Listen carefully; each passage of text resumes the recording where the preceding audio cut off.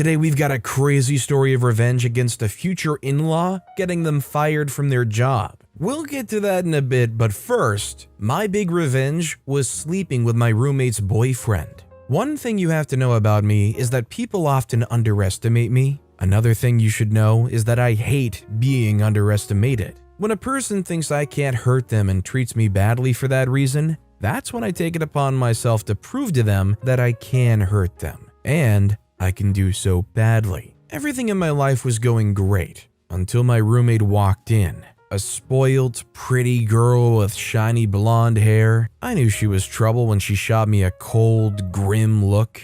Of course, I ignored her and focused on the very interesting and enlightening book I was reading. I knew girls like her from high school, the spoiled girls from middle-class families, and a cute boyfriend and two secret admirers who think they're the next best thing after horror novels and pizza. I had a few of them in high school. One of them tried to bully me once, and I made sure she got a black eye and a red nose, something to make her look like the clown she was. Many of those girls were silly girls who had managed to cross over from puberty, and suddenly they thought they could replicate characters from Mean Girls. I don't have a problem with any girl trying to be popular or become the school's social butterfly, but to try to complete the popular girl narrative by looking for a girl like me to bully was not something I tolerated. I had friends in high school, a group of outcasts, who, like me, weren't interested in being on the social radar. We had a lot of fun reading books, going to dances together as a group,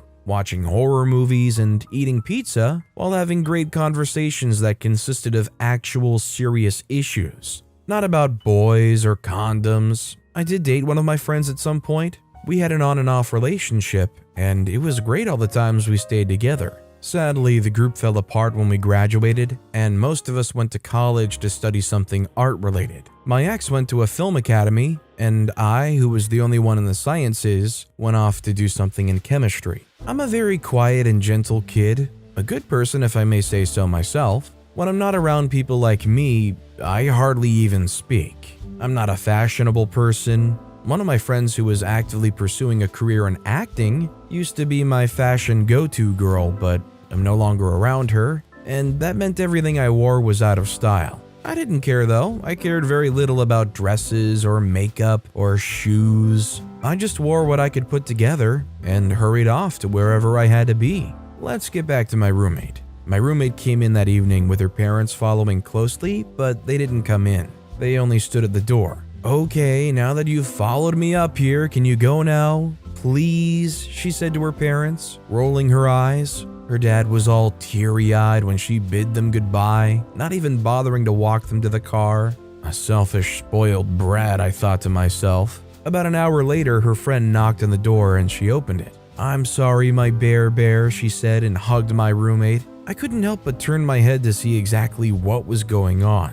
What was she sorry about? "We badly wanted to be roommates," her friend explained to me, making an ugly face called a duck face. Whoever came up with that name was very unfair to ducks. Ducks are not that ugly. "At least we're neighbors, right?" she comforted her friend. I tried to take a nap that evening, and since I couldn't with all the noise, I picked up my headphones and went out for a walk. What I returned to the room to see was a whole gang of girls that reminded me of the popular girls in my high school. I didn't care. I don't care about these things, as long as no one bothers me. A week later, I walk in on my roommate telling her friends that I dressed like an old lady. I was pissed, but I shrugged it off almost immediately. She didn't mean for me to hear that. Friend gossip. It was normal. I went on to my side of the room and started taking my earrings off. One of the girls whispered something and they laughed. That was the beginning of my dealing with bullying in my room. They soon went from just talking about me in whispers to actually making nasty comments about me to my face. One of them saw me leaving the room one day and she said, "Those shoes belong in the 80s. Seriously." They all laughed and I quietly left the room. They are going to have a huge fight soon. My ex and friends said when I told them about the nasty comment my roommate and her friends made about me, it wasn't just the nasty comments and snide remarks that got to me. It was also that I could never sleep because of their incessant noise making. They're going to get in a fight very soon and you can have your room back, I promise. Girls like that seldom stick together. there's going to be someone or something that would break them all up, my ex assured me. I couldn't wait for them to be broken up by someone or something. If I wanted something done, then I had to be the one to get it done. There's no way I would let anyone get away with making my room uncomfortable for me. My parents had paid so much for me to live in that room, so I wasn't going to let anyone ruin it for me. One day, the girls were screaming as usual. I took out my headphones and gently told them that the next time they made that much noise, I would have them reported to the school. Making that much noise was against dorm rules, and I wasn't going to sleep on my rights. They all fell silent and the girls left, one after the other. That was the last time they made so much noise in my room. The last time they were all together in my room. What I got in return for that confrontation, however, was my roommate being extra nasty and disrespectful. I hardly spoke to her, but whenever I had to, she would just roll her eyes or put on an attitude. She also made fun of me on phone calls to her friends and even her mom. I didn't care anyway. I'm a patient person. Very patient, and I like to wait for the perfect time to get back at people. I met a guy in one of my classes and he complimented my hat. It was sweet. This is the first time that someone would compliment something I wore without asking my friends for fashion advice. I told him and he laughed. I think you have a great fashion style. Eccentric maybe, but great. That guy and I soon started dating. I found out that he had a great sense of humor and we hit it off. He hardly came to my room, and the few times he did, my roommate was never around, so they never even saw each other. One day, however, he finally met her. He came over to the room, and I wasn't back from my classes, so she let him in.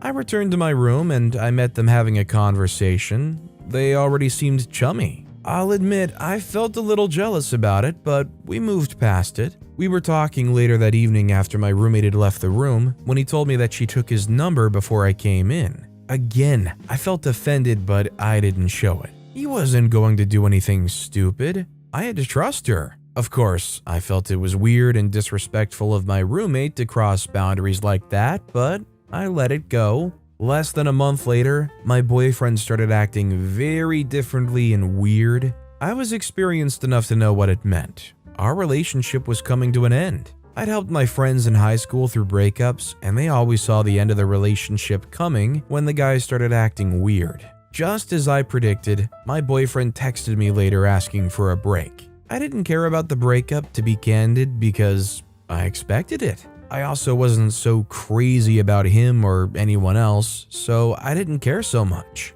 But it did bother me that he didn't even respect me enough to break up with me in person. That really hurt me. I called him and asked to see, but he declined, which hurt me even more. I remember crying about it while taking a shower the day after. I didn't even notice I was shedding tears until I paused for a bit. It really got to me that a guy would treat me like that. I saw him in class one day. He was hurrying out after the professor had left. I guess he was avoiding me. I chased after him and held him by the wrist. "You're going to tell me what happened today," I nearly shouted at him. He looked around quite embarrassed. "Look, I'm sorry. I just don't want to get in the middle of anything.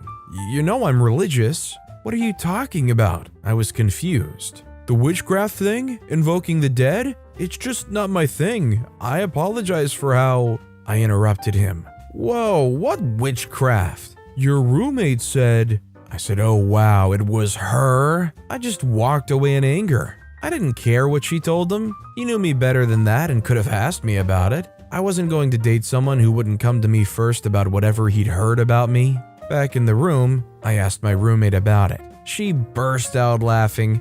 "Oh, come on, loosen up. It was a silly joke I made. I told him you practiced witchcraft. It made sense given your strange behavior." I quietly went over to the side of the room.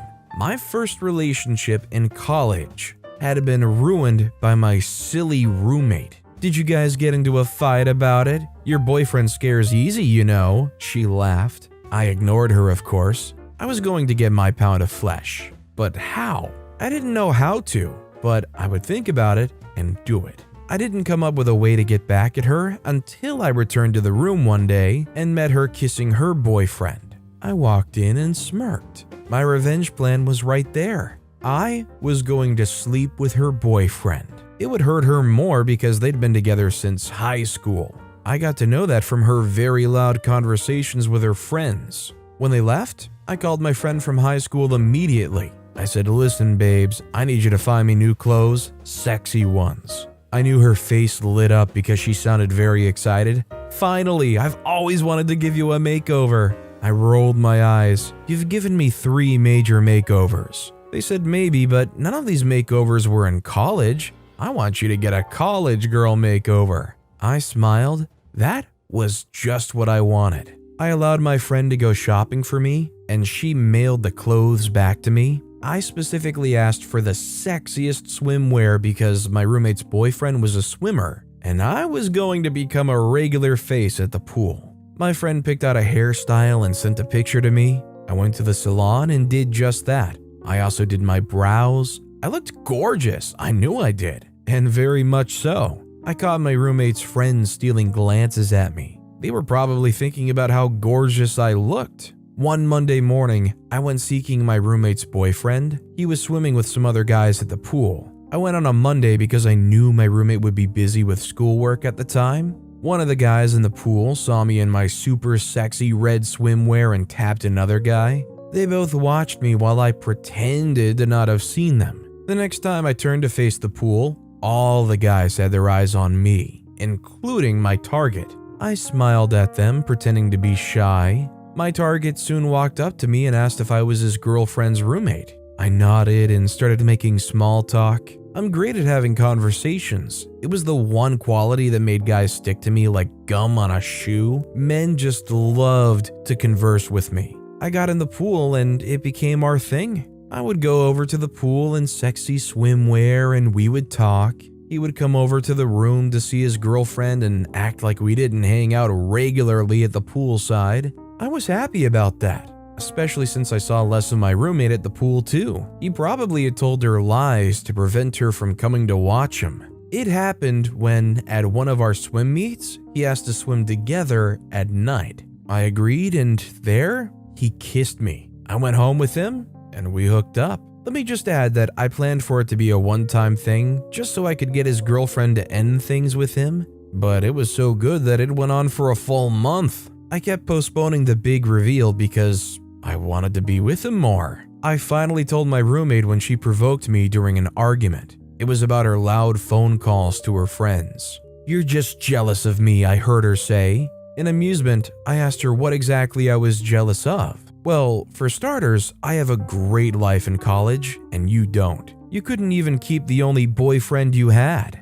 I laughed heartily and then told her I was sleeping with her boyfriend. "Oh my goodness, you're so ridiculous," she exclaimed. I called him immediately, put him on speaker, and asked when next he wanted to hang out. She was devastated. I can't forget the disappointment on her face that day. She tried to hit me, but I'm stronger and spent my entire childhood learning different types of martial arts. I told her that to warn her off. She sobbed all day, and her friends dropped in one by one to mourn with her and cast their judgmental eyes on me. I didn't care. They did it all the time anyway. The only difference was that at that time, I had actually done something bad. I mean, I think this sounds like a little bit more than just revenge. I mean, OP might have gotten their revenge, but they also just kind of got some. What's a little nuclear revenge if you can't enjoy it, I guess? Our next story is, I got my future sister-in-law fired. When my brother met his wife, he knew it,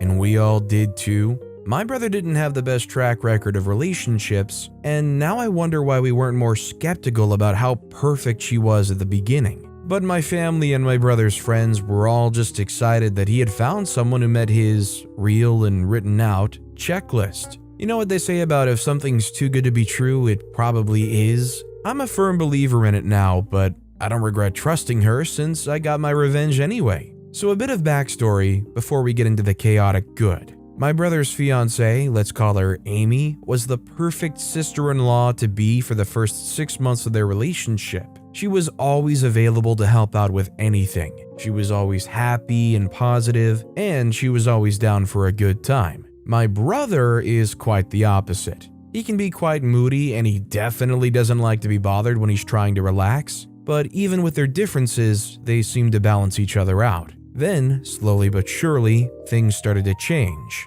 Amy became more and more demanding. She would call and text my brother constantly when he was trying to relax or when he was at work.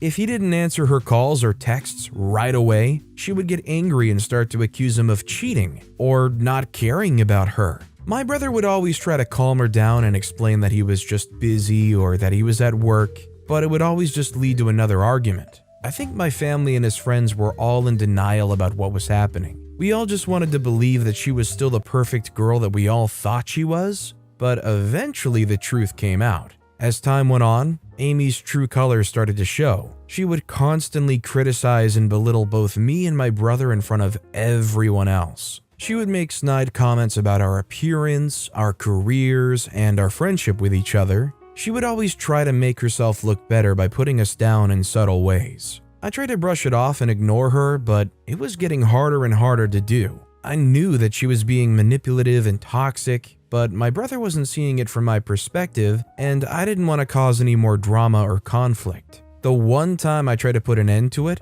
I'd gone to Amy's apartment while she was out and started looking through her things. I was looking for something, anything that I could use against her, and I found it. In her nightstand drawer, I found a stack of letters from her ex-boyfriend. They were full of declarations of love and promises to be together forever. I knew that Amy was still in contact with her ex, and that she had lied to my brother about it. I quickly took the letters and left her apartment. I didn't feel guilty about what I'd done. I was just doing what I thought was best for my brother. I thought that if my brother found out about Amy's lies, he would break up with her and be able to move on with his life. I waited for the perfect moment to reveal the truth to my brother. It came a few days later when we were having dinner at our parents' house. While we were smoking on the porch, he was raving about how much he loved Amy and how happy he was with her. I waited until he was done talking, and then I pulled out the letters. I handed them to my brother and watched as he read them.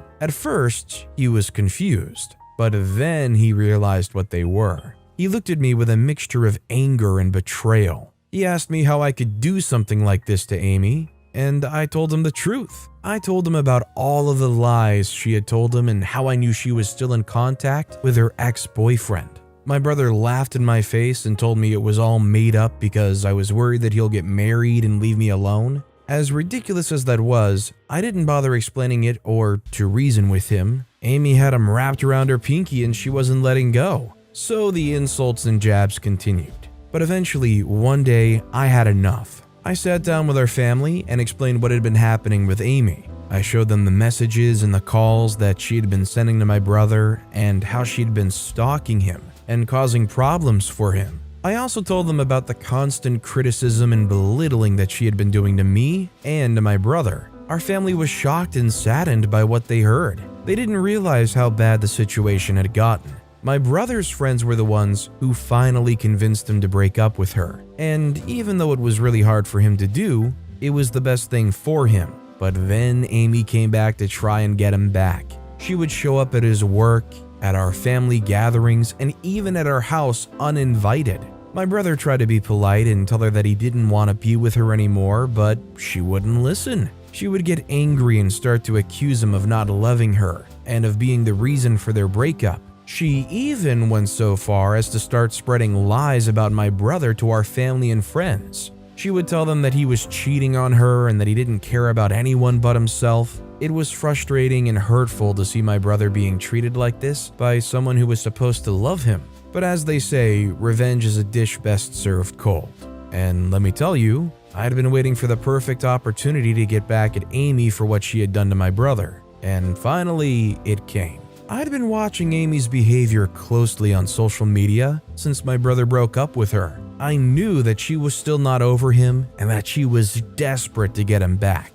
I had also noticed that she had been acting strange lately, and I had a feeling that she was up to something. That's why I made sure that she found out about my brother's weekend getaway. I knew that she would be jealous and would want to see him, and I was right. She showed up at the hotel, demanding to see my brother and causing a scene. That's when I saw my chance. I approached her and asked her to come with me for a walk. She looked surprised, but she agreed. I led her to a secluded part of the hotel, and then I confronted her. but she was adamant and her only goal was getting my brother back. So I knew I had to escalate the situation for the desired effect. While she told me that I wasn't going to understand the relationship between her and my brother because I could never successfully hold on, I steered us back to the hallway where my brother and his friends were just coming downstairs. As soon as I spotted them, I told Amy that she had to move on because my brother was currently seeing someone, and that was the trigger for her to unleash. I quickly grabbed my phone and started recording the entire scene. I captured Amy yelling and causing a disturbance, and I even caught her pushing one of my brother's friends. I knew that this video would be the perfect evidence to show our family and friends and to prove to them that Amy was not the person they thought she was. After the incident at the hotel, I showed the video to my family and my brother's friends. They were all shocked and saddened by what they saw. My brother's friends were finally able to convince him to get a restraining order against Amy and to cut off all contact with her. It was a difficult decision for my brother, but it was the right one. However, I didn't think it had the impact I wanted it to have on Amy, so I went in for the bullseye and went after her job. I contacted Amy's old boss and told him the truth about what she had done to my brother. I showed him the video from the hotel and explained how she'd been stalking my brother and causing problems for him. I also told him about the restraining order and how she had been spreading lies about my brother to our family and friends. The boss was shocked and appalled by what he heard. He immediately fired Amy and warned her to stay away from my brother and our family. I may have ruined Amy's life, but I can't deny that I feel a sense of satisfaction knowing that I had successfully gotten back at Amy for what she had done to my brother. It wasn't just about revenge. It was also about protecting my brother and our family from her. I knew that she would never be able to hurt my brother again, and that is all that matters to me. When growing up, you might experience a friend or a brother or a sibling having a relationship where you can tell the other person is so toxic to them, and you end up always feeling like you wish you could step in or open their eyes to it. It's nice to hear a story like this where they were able to finally prove it and shut down that toxicity. I permanently deactivated my former boss's Instagram account. I texted my boss on Monday as she had asked me to, but she ignored my text. Since I needed money, I texted her again later that evening. Still, I got no response from her. I was already anxious about not getting paid, but I tried to convince myself that everything would be fine and that my boss could not be that mean. I texted her on Tuesday morning, and she replied that time and told me to come over to her boutique the next morning, so she would write me a check. I had to plead with my boyfriend to drive me to the boutique, and he agreed, albeit grudgingly. I felt bad about asking him. I knew it was wrong to ask in the first place because he worked on all days of the week and had only called in sick at work just so that he could stay at home all day and get some rest. We drove over to the boutique in silence, and when we got to our destination, I went in while my boyfriend stayed in the car. My former boss's assistant was speaking with a customer when I walked in. "Hello," he greeted me, smiling at me. I'd always thought he had a strange way of smiling. I told him I wanted to see her and he frowned. "She's not even in this state. You know that, right?" I said, "What?" She said, "Yes, honey, you should have told her you were coming before coming over to the boutique. Her flight took off early this morning. I think it's something about her boyfriend's birthday." I was devastated because I needed the money and had hoped that taking the check would be the end of my constantly following her around. I said I told her I was coming. She asked me to come. Her assistant frowned. "She did? Geez, I'm sorry. She probably forgot. She sure forgets these things a whole lot." I said, "Could you let her know I stopped by?" I said, "Sure, honey, I will." I left the boutique in frustration and got in the car with my boyfriend. He said, "So?" I said, "She traveled this morning." He said, "What? She asked you to come over to the boutique, didn't she?" I said, "Yes." My boyfriend was irritated. "Well, ask the boutique attendant if she left something for you. She may have written you a check and left it with him." I said, "I don't think so. If she had left me a check, the attendant would have given it to me." They said, "Well, what if he didn't know the person he was supposed to give the check to was you? Just ask. I didn't drive all the way here for you to leave any stone unturned." I returned to the boutique and asked the attendant if my former boss left me a check. They said, "No, honey, she didn't." My boyfriend and I drove back home in utter silence. I knew he was mad, but I wasn't sure why. I was the one who ought to be angry since I was very frustrated. I felt very stupid. A girl in my class had warned me about my former boss when I told her that I saw the advert online and had applied.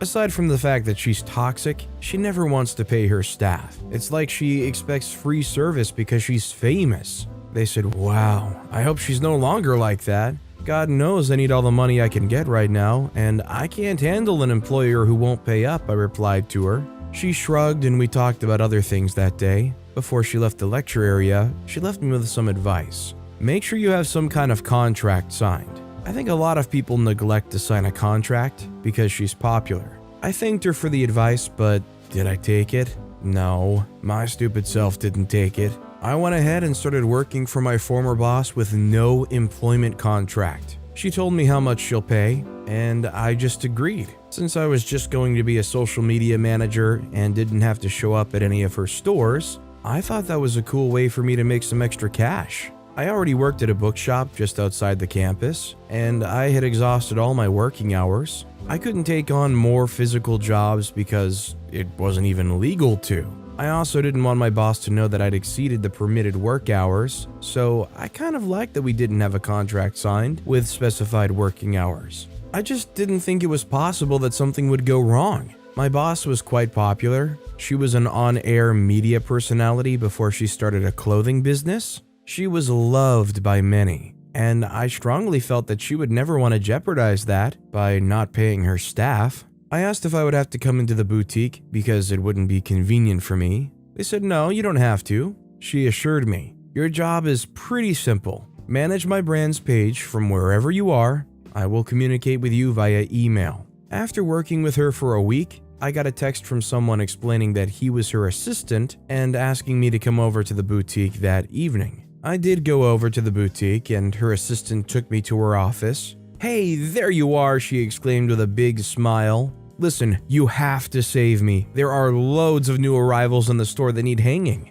Before I could ask her what exactly she was talking about, she pointed at the door where her assistant was standing. I went to him and he took me to a room labeled "Staff Only" in the boutique. I assumed that was the store she was talking about, and I was right. He led me in and showed me a huge pile of clothes. I was supposed to have the clothes hung. "Let me know if you need help," he said, and turned around. I was too scared to say anything. I'm usually too scared to speak up for myself, and that's caused me so much harm. I do need help," I stammered. He turned to me and leaned closer. "Well?" I said, "I can't do this alone. Aren't you gonna help?"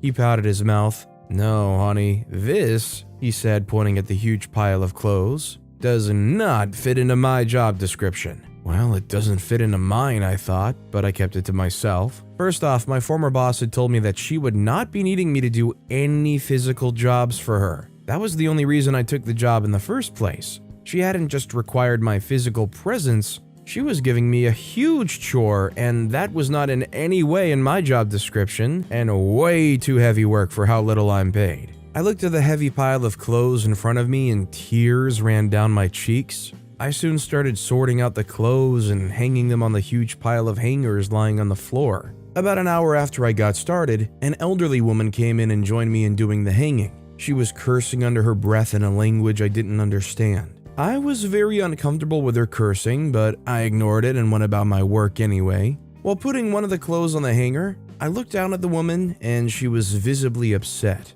I decided to say something nice to her. My day was ruined and hers was too, but I could at least try to make sure one of us left feeling a bit better. "I'm sorry you're upset," I said to her. She stood inside. She was a really small woman, most likely in her late 50s. For some reason, she reminded me of my mother back home. "She not a good person. Fine job, not here," the elderly woman managed in English. I said, "Do you have a bad working experience with her?" The woman looked shocked. It was as though she expected me to know better. "She bad person.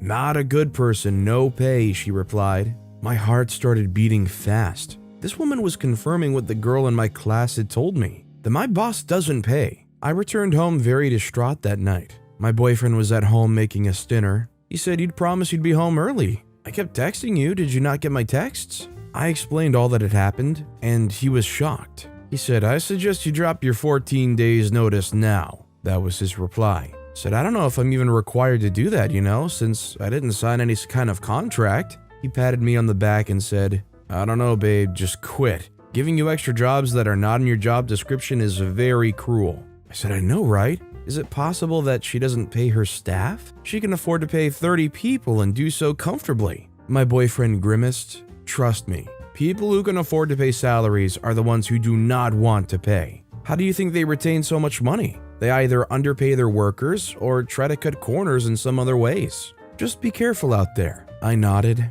I was going to quit that job. I couldn't handle a repeat of what had happened that day. I saw the classmate I'd spoken to about my new job with her friends the day after. "You did what?" she exclaimed when I told her about the clothes hanging incident. "That is very wrong. You should have walked out immediately and let her have it. Now that you did it for the first time, she's going to call you again for another emergency." I knew my classmate was right, but I was going to quit anyway. I'd worked for more than a week. She could just pay me for that and let me go. I said, "I'll have to quit. I don't think I can stand up to her like that." She said, "Don't you have to drop a notice of sorts? How long do you have to send the notice before quitting? What's in your contract?" I was too ashamed to tell her that there was no contract, so I just lied about it being 2 weeks. "I suggest you tough it out until the 2 weeks pass. That's a better way to handle this. Plus, you get a full salary payment that way."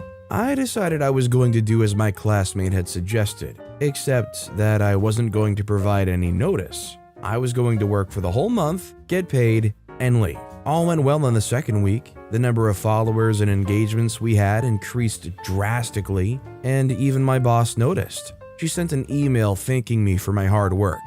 I was glad and even started considering not quitting. Perhaps the clothes hanging was a one-time thing. The next Monday, she asked to see me at the boutique.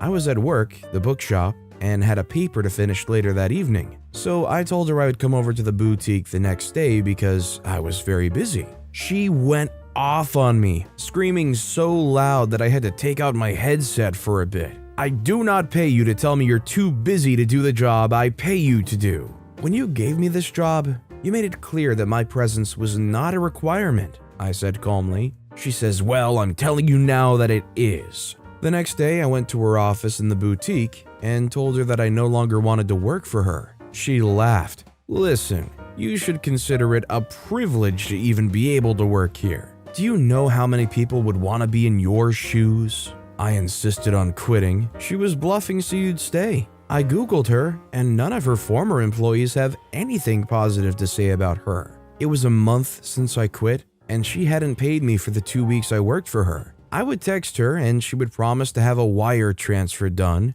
but she wouldn't. I was frustrated for so long. The girl from my class tried to get me to a call out online, but my boyfriend was against it. She's an influential woman and can make you pay for it. If you aren't going to let the money go, just keep asking for it. I did as my boyfriend advised. I kept asking her for it, and she kept disappointing me. When my boyfriend and I got home, he went into the bedroom and wouldn't even speak to me. I knew he was angry about having to drive there when he'd taken the day off to rest, and I felt very guilty about it. He had told me numerous times to let it go, but I refused. I had worked very hard on her page, and I was not about to allow my time and efforts to go to waste. All through that evening, I thought of ways to get back at her. She knew she was going on a trip, yet she made me go all the way to the boutique. An idea came to mind. I was going to do something to her Instagram page. Her page already had lots of followers and engagements. Losing an Instagram page with that much following was a huge deal. It was just like losing a lot of money. I had access to the email address for the page and the page's login parameters, but I didn't know if she had changed it since I stopped working for her. I pulled my phone out of my purse and tried to see if I still had access. I did.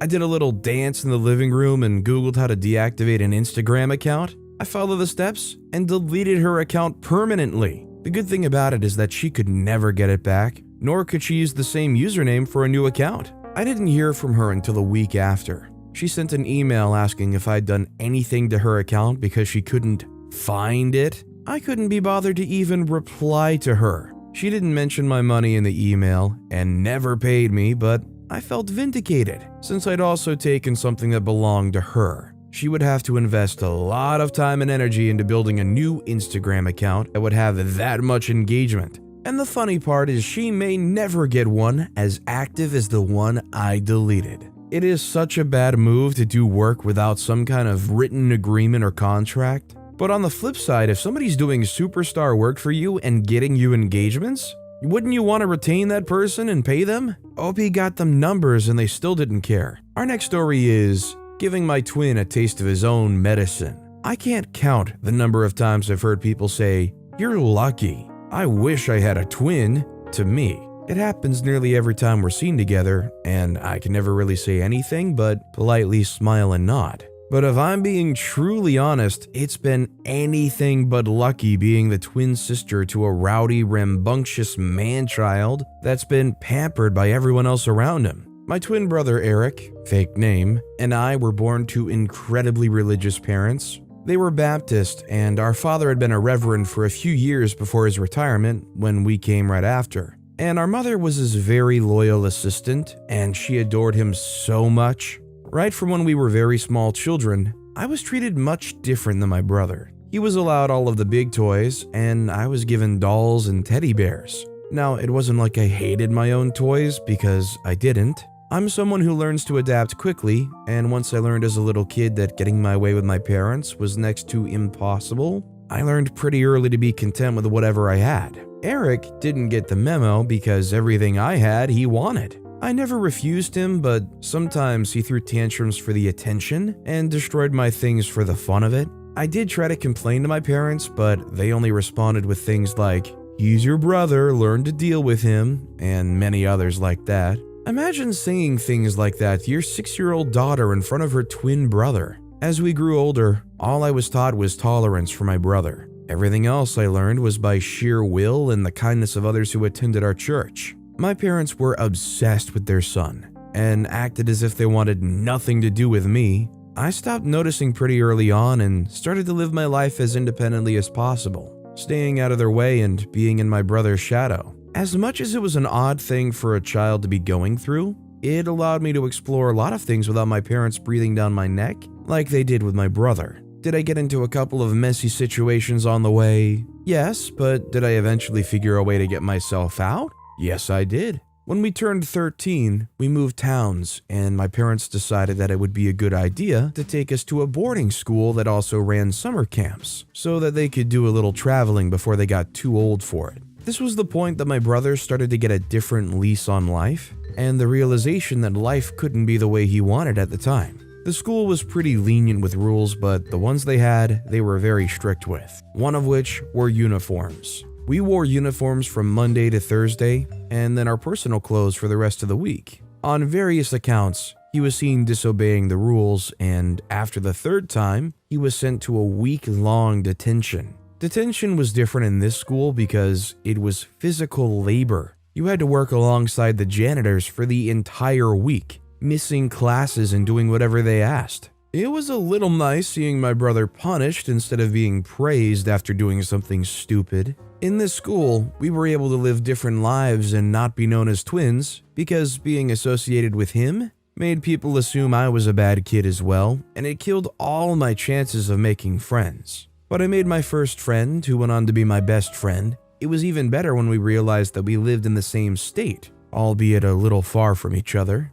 We had different upbringings, with her being an only child of free-spirited hippies and me being the lesser child of sexist church ministers. We were a match made in friendship heaven. The only thing I hated was how head over heels she was with my brother. It was like every stupid thing he did made her swoon all over again, and it annoyed me so much. But she eventually found a way to simp over him quietly without informing me. The older we got, the more I grew distant from my family. And by the time I had to go to college, my best friend and I had already gotten our admission letters and everything ready to go. My brother Eric got admission into a couple of different universities, as did I, because we tried out for the same colleges, and decided he wanted to go to one different from me. My parents refused us going to different colleges across state, their reason being that they wanted my brother to watch over me. It was very twisted logic, but it was theirs. I'm sure he did it just to spite me, but Eric decided to go to a whole other college. It took my best friend and I begging him, doing all of his chores for the entire summer, and promising him one favor that he could cash in on whenever he felt like it. for him to agree to the same college. Out of desperation, we agreed to say yes to whatever it was that he would ask. And we even signed some makeshift documents on his laptop. All very childish if you ask me, but what more does one expect of Eric? Summer was over soon enough and we went off to school. Now, college was a breeze for me at first, mainly because I'd been doing a lot of research on my major from the local library and YouTube. But as things progressed, it got more complicated and much harder. I was still having the time of my life with my best friend because we hung out every day, had the same friend groups, did the same extracurriculars, and were just overall attached at the hip. During our first semester exams, we grew a little distant because we were both overachievers who feel the need to be at the top all the time. And while we weren't blessed with the natural ability, if we studied hard enough, we could actually make it happen. After the exams were over, she had to hurry home for the holidays because her family was traveling overseas. Our nightly FaceTime started to get cut shorter and shorter until we stopped them completely and conversations felt forced. I like to think that even best friends needed space from each other, so I did give her space and started hanging out with other friends that also didn't go home for the holidays. I occupied myself through the Christmas and holidays, hoping that when my best friend returned, we could go back to normal. Things were even weirder when she came back because she didn't even inform me and I learned from a mutual friend. I assumed she wanted to pull a surprise on me and kept on pretending that I didn't know she was around. 2 weeks passed and I figured that maybe something was wrong. I crept up on her without her knowledge, and I was so shocked by what I saw. My best friend looked like a shell of herself, so thin and sickly looking. Even when I was looking in her eyes, she tried to run from me. I dragged her to my dorm and asked her what the problem was. She cried for a very long time before finally speaking up about the reason she'd been avoiding me. Apparently, she went to a party on the night after our final exams. I had chosen to skip it and sleep instead, and she ran into my brother. She was a little tipsy when she did and couldn't help being giggly around him. I mean, she did have a crush on him. They got around to making out and then he asked her to hook up with him. She refused and tried to leave, but he decided to cash in on the favor that she owed him and used it to have his way with her even when she begged him not to. My brother basically R-worded my best friend. I was livid, but that wasn't all. She had found out that she was pregnant the week before she had to resume school, and the fear and dread of it all had stopped her from eating or taking care of herself. Once I was able to calm her crying self down, we took an Uber to the farthest health center from the school so that she could be tested and make sure that she was really pregnant, as well as if she got any other things from my brother. The pregnancy test came out positive, and she also tested positive for one of the worst sexually transmitted diseases there were, chlamydia. The health center was run by amazing women who recommended to us an under-the-radar clinic, and we were able to end pregnancy and start treatments for the STD. It was a very draining process, and I did everything in my power to make sure that my best friend did not become a shell of herself. While all of this went on, my brother continued to mess around, and I decided to take matters into my own hands. My BFF and I share this friend, and the only way I can describe her is hot goth GF. She's this gorgeous, dark-skinned girl who always had the most beautiful makeup and even prettier clothes. I had no idea where she shopped or how she developed her sense of style, but some part of me didn't know whether it wanted her or wanted to be her. I'll call her Laura. During the time that my best friend and I were growing distant, Laura and I got closer and maybe kissed a few times. She was a constant in my life, and she knew the situation at hand. She offered to help me teach my brother a lesson, and I agreed. She got closer to my brother for the sole reason of finding out everyone that he had slept with for 2 reasons. One was so that we could send them information that they needed to get tested and treated, and the other was for a much bigger plan. Like I expected, my brother fell head over heels for Laura. She didn't let him kiss or touch her, and he was fine with it, as long as she went out with him in public. He let her in on his passwords when he was intoxicated once, and she did all of the research she needed to, finding all of the blocked people and even the ones he was still texting. Toward the end of the semester, there was a huge party being thrown, and we planned the biggest way to teach my brother a lesson. It was a frat party thrown by Eric's fraternity, and although he didn't invite us, Laura did. She already had all of the information we needed sent over to me, and my BFF was just happy to be there to witness it. As the party progressed, my brother and a few other friends started a drinking game.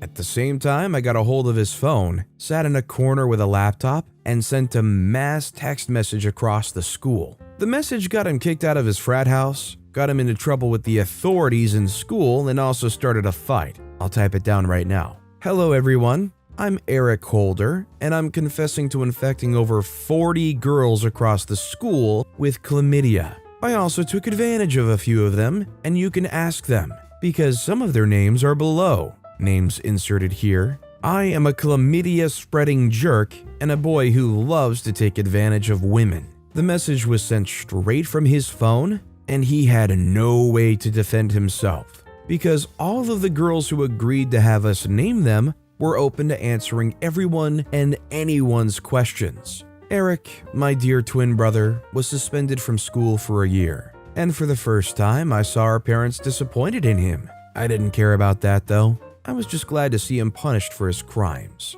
I was gonna say I'm glad that they got the women's approval to put their names in there, because imagine the optics if they just went and outed all of these people. Needless to say, somebody needed to put this womanizing jerk in his place. I left my manipulative mother. My mom has always been the controlling type who liked to be in control of any and every situation. I won't lie, to a little boy of 7 who was yet to see the world, I felt safe knowing I didn't have to make significant decisions in my life, knowing I had my parents to do so. I guess this is why I really couldn't understand my older siblings whenever they rebelled against the constituted authority, my mom. My dad, however, is an incredible person. He never tried to force his decision on us, not even when I was a clueless 7-year-old boy. He would sit us down and discuss the pros and cons of whatever decision we had in mind to embark on, cite various examples from both the positive and the negative, and give multiple instances to us to ensure we make the right decision for us. He would go as far as telling us that there are no actions without consequence. They may be the proper consequence, and they may be the wrong one. Either way, we had to take responsibility for our actions as men. And for my elder female siblings, he would assure them that even though they make the wrong decisions, which came with dire consequences, they would always have their home, and most importantly, their father. A perfect role model. My mom is a different story. She's the exact opposite of my dad. She never cared for our opinion and always thought she knew best. I always found her stress-free and thought my dad did things the hard way until I learned otherwise. The hard way. I'm the last child in a family of 6. I have 2 elder sisters and brothers respectively. The first child is sister C, followed by brothers M and T, they're twins, then sister Q, and finally yours truly. My parents are referred to as Mr. and Mrs. B. Minus my mom's attitude, we were a happy family. My dad was a director in a private firm, and my mom had her mega store. We didn't lack anything as a family, and believe it or not, we always had each other's backs. My mother's insistence on her wishes being carried out was always backed up with the phrase, "I'm more experienced than you are, I'm your mother and I know what's best for you." All grown up, I now realize how annoying that phrase is. The first person to aggressively break free from my mom's controlling grasp was T, my second eldest brother. T is someone who always had an intense passion for drawing. One word to describe my brother is talented. He was that good. He represented the school in various drawings and painting competitions, constantly emerged as the winner. He had his future already planned out. He would go to school to study a course related to painting and then open his art gallery. My dad, of course, was in support of his dream and paid for expensive classes for him to improve his talent. All these my brother did with a happy smile on his face. At 17, my brother was already making significant money from drawing celebrities and renowned individuals. My dad opened a bank account for him and deposited his money. When all this was going on, my mom didn't utter a word. When it was time for T to apply to a university, he chose a school on another continent and a program related to drawing as he had planned. Even better, the school he decided on offered him a full scholarship and numerous benefits. He applied and was waiting for his acceptance letter. Unfortunately for T, his acceptance letter had arrived, but my mother had gotten her hands on it first and hid it. Slowly, the time for orientation crept in, and my brother was yet to get his letter. He became depressed and sad. Meanwhile, my mother urged him to pick a university closer to home and study law. My brother told her he had no interest in law and wanted to pursue the arts. She tried to convince him, and when she found out he wouldn't do it, she applied on his behalf. Luckily, T was given admission to study law at the university she wanted. She was happy and quickly told my brother the good news. T was grateful to her, but told her he wouldn't go to the university she wanted to study law. My mom grew furious and vowed he would do as she wanted. My brother grew even more depressed, which alarmed my dad, who had to reach out to the school in Alaska where T wanted to study. He contacted them and found out T's acceptance letter had been sent months ago, and they were surprised he hadn't validated his admission since the school was to start in a week. My dad argued that T's letter hadn't arrived. Then the school concluded that it probably got lost in transit and promised to send another one in hard copy and another one to my dad's mail. In less than 20 minutes, my dad got T's admission letter in his email and told T the excellent news. T was ecstatic. Everyone was happy for him, save my mom, of course. She immediately questioned the legitimacy of the email. In the process, slipped up about how the mailed admission letter had been with her. T was angry and hurt. He looked at her with burning rage, went into his room, packed his bags, and told Dad to drive him to the airport. Dad did so without question and booked him a ticket to Alaska. The next time we all saw T was 9 years later. You would think losing one son would let my mom release her grip a little. No, it didn't. Instead, her controlling and manipulating behavior became more intense. My mom manipulated my eldest sister into marrying a man she didn't love because she thought the man my sister loved didn't fit our social class. It was insane. What kind of mother will drug her daughter and let a man get her pregnant to allow her, my older sister, to marry the man my mother wanted? C was devastated when she found out what happened. My dad, the usual cool guy, almost gave my mom divorce papers in anger because he didn't understand how my mom could do something like that to her daughter. My two other siblings didn't fare well either. They became victims of my mom's manipulative schemes as well. When I was 13, my mom revealed her manipulative tendencies to me. It started when my mom suggested I invite all my friends home for lunch. I was glad because it wasn't something she would readily agree to. I asked my friends and we had fun. When it was time for lunch, my mom joined us and encouraged us to have more. While eating, my mom suddenly sent me upstairs to get her phone. I left my food and went upstairs. When I got downstairs to inform my mom that I couldn't find her phone, the tension was suffocating. My friends weren't eating with the same gusto they were eating with before. I asked what the matter was and they all replied negatively, saying nothing was wrong. After eating, they all said they had something to do and left. In school, they all avoided me like the plague. They refused to play with me and kept to themselves, leaving me as the odd one out. When I got home, I told my mom what had happened, and she said maybe they were intimidated by my status and decided to steer clear of me. She said I should make friends with students in my social class instead. I believed my mom and tried making friends with the popular kids in school, but it was a nightmare. I had to become someone I just wasn't to fit in. It wasn't until senior high when one of the kids who had visited my house then told me my mother had threatened to destroy their families if they didn't stop being friends with me. My mom ran a background check on them and deemed them unworthy to be my friends. I was pained and hurt, distressed that I lost my true friends while believing they were the bad guys, and broken because my mom had manipulated me into doing her bidding. However, the torture didn't stop there. A similar experience happened when I was about to go to college. My mom guilt-tripped me into studying engineering. Luckily for me, I enjoyed the course, but what I wanted to learn was architecture. I remember telling her I wanted to study architecture, and then she started crying, saying none of her children wanted to acknowledge her as their mother. I asked what she meant, and she told me all of her kids studied what they wanted, and not what she wanted. She said she would like it if I studied engineering, so that her dream of having an engineer for a child would come to fruition. Being a mama's boy, I decided to drop architecture for engineering. I found out later she only wanted an engineer for a kid so she could brag about it. The icing on the mother freak in the cake was the matter of my life partner. LJ was a girl I'd been with since the second year in college. She studied business administration and was from a humble home. My dad approved of my relationship with her, but my mom was skeptical. I didn't care about her opinion because I knew how she could be. Jay and I continued to see each other, and after a few years, I proposed to her and she said yes.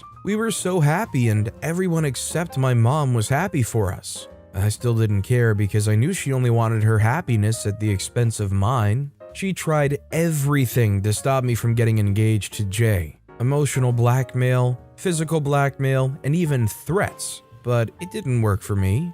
Jay and I started to plan our engagement party, which was going well. I guess my mother realized letting her dissatisfaction be evident was a wrong move, so she kept her opinions to herself. On our engagement day, I called Jay before she left the house, and she told me that she was on her way to the hotel. After that call, Jay went radio silent. When it was time for the engagement and Jay hadn't arrived, I was beginning to get worried. 2 hours from the time the arrangement should have started, I got a call from Jay. On the call, she apologized for breaking my heart and said my mother was correct about her assumptions. Jay told me that she only used me to get a connection to my family's business partners for her benefit. She further said that she was sorry to wait until our engagement but couldn't get married to me. She apologized and told me not to look for her, and the call got cut off. I was distraught and depressed. I locked myself up in the room and cried day in and day out. It was a harrowing experience for me. My mother didn't make it easier for me. She kept rubbing it in my face so that I couldn't do anything by myself. Then she said I shouldn't worry and that she would find a perfect match for me. It took time for me to get myself together, but I did. I started going out with this girl my mom set me up with. She was a pretty cool girl, full of vigor, life, and light. Honestly, I tried looking for flaws, but I couldn't find any. She was perfect. I genuinely began to care for her and take care of her. I grew to love her. One morning, I was rushing to work when I bumped into someone. I turned around to apologize when I saw that the person I'd bumped into was Jay. I was shocked, and the hurt from before came rushing back. I tried to leave the scene immediately, but she held me back and started begging, telling me to listen to her, that she was set up. I didn't want to listen to her, but she said everything was my mother's plan. That caught my attention. She suggested we meet up later and she would explain everything that happened to me. I gave her my contact, and later in the weekend we met up and she told me everything. She said she was on her way to the hotel when her car was suddenly hijacked. She was kidnapped and taken to a secluded house. There, she was threatened to make the call, but she refused to. Then they brought them out of one of the rooms, her sister and cousin who were in the car with her. They threatened to dispatch her sister and cousin if she didn't give in to them. When they saw that she was still adamant, they shot her sister in the arm. Then she knew they were serious and had to give in to them. She also said she knew it was my mother behind the whole thing when my mother visited her in the hospital and roasted to her face that she, Jay, should have left when she told her to. She also said Jay had forced her hand, and she didn't want to see Jay anywhere near her son. I began to hurt all over again and was floored.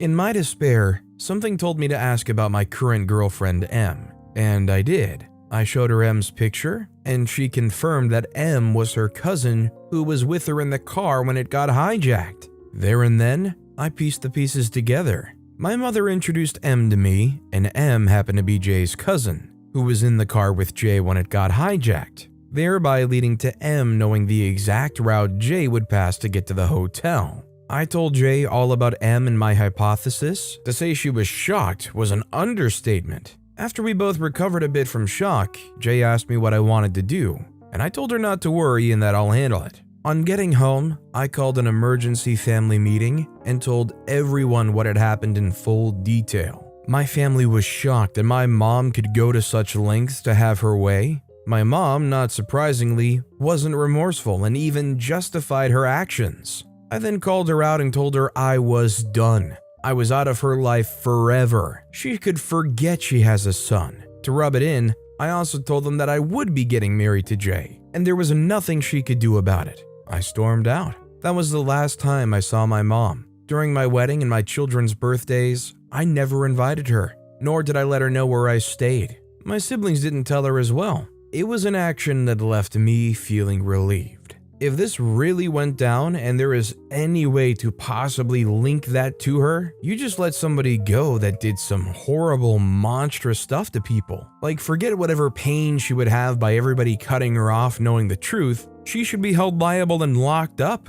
Our next story is, I made my boss lose 70 workers in one day. The day I stepped into a spare part assembling company as a worker was the day I felt all my ill fortunes would turn around for the best. Little did I know that my boss, Mr. Tony Moore, was an unrepentant hard guy who took pleasure in watching his employees suffer. He wasn't the type to owe salaries or deny anyone of their allowances, but he was the type who took pleasure in making the atmosphere toxic for his employees. He allowed no random days off, no holidays or vacations, or even a moment outside of his workspace to allow anyone who lost a loved one to grieve properly. He got away with a lot of atrocities against other employees, but when it was my turn, I checkmated him thoroughly. I would never forget the grave look I saw on his face the day he realized he lost quite a sum to what he tagged sheer carelessness. My boss paid above the stipulated minimum wage required of every employer, and thank God for the United States government, you don't have to worry about a boss who liked to cut corners providing you're legal or civil.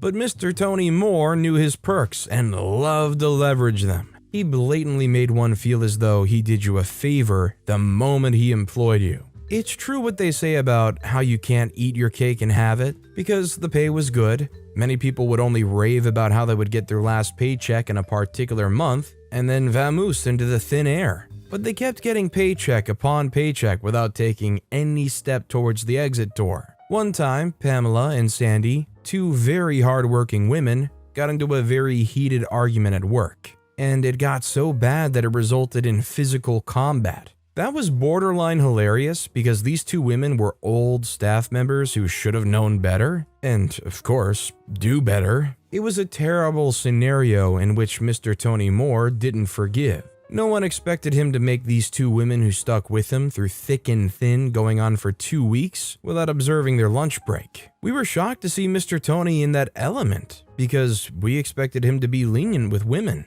It got so bad that one of the women fainted during the course of their punishment. No one was happy, and I was the saddest of these unhappy people. Pamela was my friend, and I didn't like it when the doctor said she fainted due to exhaustion and stress. That was the beginning of my hatred for Mr. Tony Moore. I didn't intend to allow my hatred to degenerate into something sinister, but when Mr. Tony Moore continued to be unrepentant despite complaints, arrests, and lawsuit threats, it became obvious that someone needed to teach him a lesson that would stand the test of time. All through the period that I worked with Mr. Tony, I made sure I was dutiful in my job. The job was demanding, both physically and mentally. But I made a resort to obeying rules, especially safety rules, and also stuck to the work ethics Mr. Tony deemed important. I knew none of that mattered to Mr. Tony, but I tried to put my best foot forward regardless. All of that changed the day I tried to take a 2-day leave to see my ailing mother. I made sure I gave a prior notice, and I enclosed my letter of request in a brown envelope.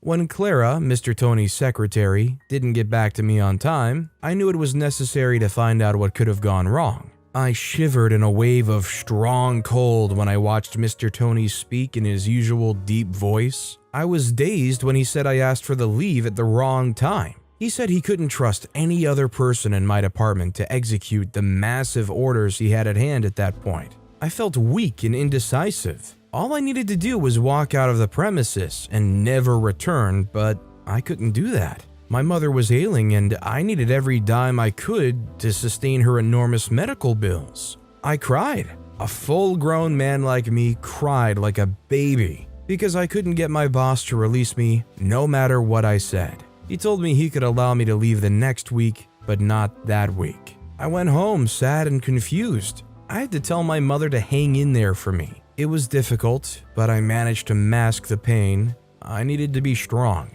I was determined to wait until I would be granted permission to go home to see my mom, but I had to give up on Mr. Tony when Pamela, the woman I'd developed a close affinity with, slumped at the office. She was medically examined, but she had no inherent health challenge that could have resulted in such an occurrence. Later, when she confided in me about what truly happened, she confessed that she'd been very depressed for a long time. She couldn't just hop out of her job because she had fees and bills to take care of. And a single mom doesn't wake up and decide not to show up at work just because the environment suffocated her. I knew someone needed to put Mr. Tony right before someone dies while we sit there to stare. The overwhelming feeling of revenge continued to linger in my heart, but I always convinced myself that I wasn't the right person to lead such a revolt. That same day, I was more than ready to lead the revolt that would change Mr. Tony's life for a while. I wailed like a baby when I was told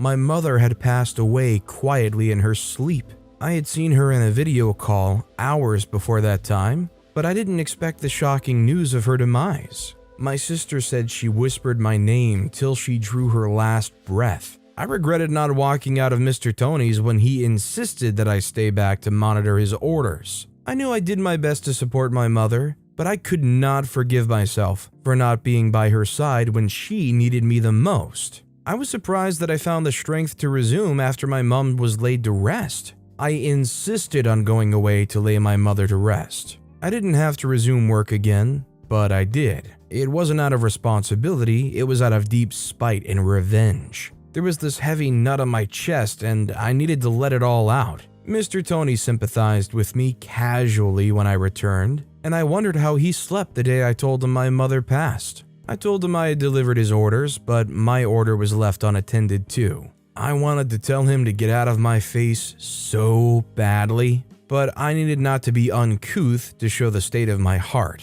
All of my coworkers felt bad that I couldn't make it to see my mom just in time, and somehow I could feel their hearts burning. I wasn't surprised when Mr. Morrison, a middle-aged man who had seen enough bad days at work, told me that they would support me in any decision I made. That was very big news for me because I needed all the support I could get to teach Mr. Tony a lesson. I wanted the next set of workers that would come after us to experience a free and fair environment to thrive. I needed to end this custom of abuse in the company once and for all. Mr. Tony's father started the evil trend of making the workspace a toxic place, and my current boss learned how to keep step with his father's lifestyle. It was bad enough that he started worse than his father. He was determined to sustain and improve a bad legacy. The plan was to allow everyone to continue their job as usual. There was no need to carry a long face around. If we were going to succeed with our plans, we didn't have to rub it on Mr. Tony's face. It was the last quarter of the year, and as usual, the company ran on a full scale throughout this season because of the heavy orders we usually encounter around that time. Mr. Tony's family had run this huge spare part assembling company with a license to assemble spare parts for heavy-duty vehicles from an equally big company in China. The company stood tall in the heart of New York City, and we imported and exported goods every other day. Our customers in some African countries like Nigeria liked to send in heavy orders around that time so that they wouldn't have to go through the usual rush to place orders at the beginning of the year. The orders kept rolling in, and we all kept a straight face at work. Everyone did what was expected of them while they can because the bombshell that would humble Mr. Tony and his family was around the corner. I hoped that Mr. Tony wouldn't give me a reason to pull the trigger on the legacy that his family had spent decades upon decades building and sustaining because I never miss any shot. But no change in behavior could suffice for the void we felt in our hearts when we lost a worker to cancer. Mrs. Gary had tried to take a sick leave from work, but she knew it wasn't time for her to go on leave yet. So she kept quiet and continued to hope for a miracle pending the time her official leave date would commence. Maybe if she knew that the cramps she felt in her pelvic region were beyond menstrual pains, she would have checked it on time. She didn't know it was cancer of the uterus. It was so painful for me when I watched how uncomfortable she was at the hospital. Maybe if the workspace was conducive enough, or the boss wasn't unnecessarily rigid and selfish, that cancer might not have spread too much. The medical team tried, and her family and of course her colleagues at work tried to be there for her, but we admitted that cancer was cancer when she passed away quietly in her sleep. The only thing Mr. Tony said regarding Mrs. Gary's death was, Let's take a moment to honor the soul of the departed. May she find rest for her soul. Immediately after that, everyone went back to work. I wondered if life was worth more than money to Mr. Tony, and how much we all meant to him aside from showing up to work for our regular paycheck. I knew then that life is fickle, transient, and brief, and it is always shorter for people who don't stand up to oppression and oppressors. It was 2 months to the end of the year, and more orders were rolling in. I knew that there was no better time than to teach Mr. Tony a lesson that he would tell his grandchildren yet upon. More than 50 employees were willing to resign. After Mrs. Gary's death, many workers concluded that the major reason why they worked was to live. And if the work they do won't allow them to live, it was better to leave. The plan was to make our resignation epic and unforgettable. The plan to resign en masse swept quickly around the office. I feared the plan would get to the wrong employees who licked Mr. Tony's feet, but to my surprise, many people were tired, and they needed a nudge to lead them out of that place. We needed to make our exit a grand one. We needed to do it for the people we've lost on the way. Work was still going on at a fast pace, so Mr. Tony didn't see any change in attitude in any of us. The morning that preceded D-Day was epic. More than 45 workers dropped their letters of resignation. Mr. Tony had been away in China, and when he came back to a truckload of resignation letters on his desk. The day he arrived, he had 20 more resignation letters on his table, and then 5 more dropped in the evening. Mine was included in the last 5. A total of 70 people resigned on the same day, and each person attached pieces of evidence of a breach of contract to back their decision. Mr. Tony was too sick to think. He thought everything was a joke. I walked into Mr. Tony's office with the other colleagues to remind him that we have unanimously decided to stop coming to his beloved enterprise the next day. We told him to bring his lawyers if he wants to, and that we weren't afraid to drag him into court. When we stepped out of his office, I saw a file of people cheering and clapping loudly. We sang songs of freedom, and anyone afraid to leave Mr. Tony Moore knew it was a matter of time before they do so. Mr. Morrison didn't leave, but he shed tears of joy for the bold step we took to liberate others from stylish oppression. When he shook my hands, I felt a rush of emotion down my spine. I didn't want to be seen as the hero he saw, and I wondered if all those people were sure about their decisions to leave. But when I saw the way the women hugged one another and the way the men shook hands seriously, I knew they'd always wanted to leave Mr. Tony, but they needed a strong why to do so. I looked at all the warm and smiley faces around me, and I could only grin in admiration at the power of solidarity. We said big cheers to the future, to freedom, and better working conditions. Mr. Tony was confused about how he was going to meet up with the orders he had at hand. He would lose so much money if he doesn't come up with a solution. How would he do without 70 people in the organization? Eventually, Mr. Tony lost millions of dollars, and when he was interviewed by a renowned journalist, all he had to say was, "I lost my key employees to sheer carelessness." I chuckled a bit when I watched him say sheer carelessness. I wanted him to say, "I lost my employees to sheer arrogance, selfishness, and outright callousness." Well, I couldn't get him to say that or even see that, so his father's legacy continued to dwindle and dwindle until there was no legacy to sustain. We did it for Mrs. Gary, for my mom, and for Pamela, who never returned to work. After a long thought, I knew that we did it for ourselves too. I mean, I would have liked to have seen some kind of legal challenge held against somebody like this. Considering this took place in the US, I'm assuming this happened in a state where it probably isn't legal to deny somebody a lunch break. I get not wanting to go to court, not wanting to fund lawyers and whatever. I feel like this would definitely be some kind of pro bono gold mine, but everybody quitting at the same time and almost surefire bankrupting him, that's a pretty good result too. I almost killed my Uber driver. At the beginning of autumn last year, I had just started a new job and I was feeling on top of the world. I was making good money and I was excited to finally be able to afford the things that I'd always wanted. On my first day, I decided to take an Uber to work, and that's when I met Jake. Jake was the Uber driver who picked me up on my first day of work. As soon as I got into the car, I could tell that he was different from the other drivers I'd encountered. He was charming and handsome, and he had a friendly smile that made me feel comfortable. Jake asked me about my job, and I found myself opening up to him. I told him about my new position and about my hopes and dreams for the future. Jake listened intently and he nodded along as I spoke. As they continued to talk, I realized that Jake was incredibly easy to talk to. He was smart, funny, and he seemed to have a lot in common with me. We talked about our hobbies, our favorite books, and our favorite TV shows, and I found myself laughing and smiling more than I had in a long time. Eventually, the conversation turned to relationships. Jake told me he was single and he asked me if I was seeing anyone. I hesitated, but I found myself wanting to be honest with him. I told him that I wasn't looking for a relationship, but that there was something about him that I couldn't resist. Jake smiled and he told me that he felt the same way. He said that he didn't want to pressure me into anything, but that he would love to see me again. I felt a flutter in my stomach and I found myself nodding.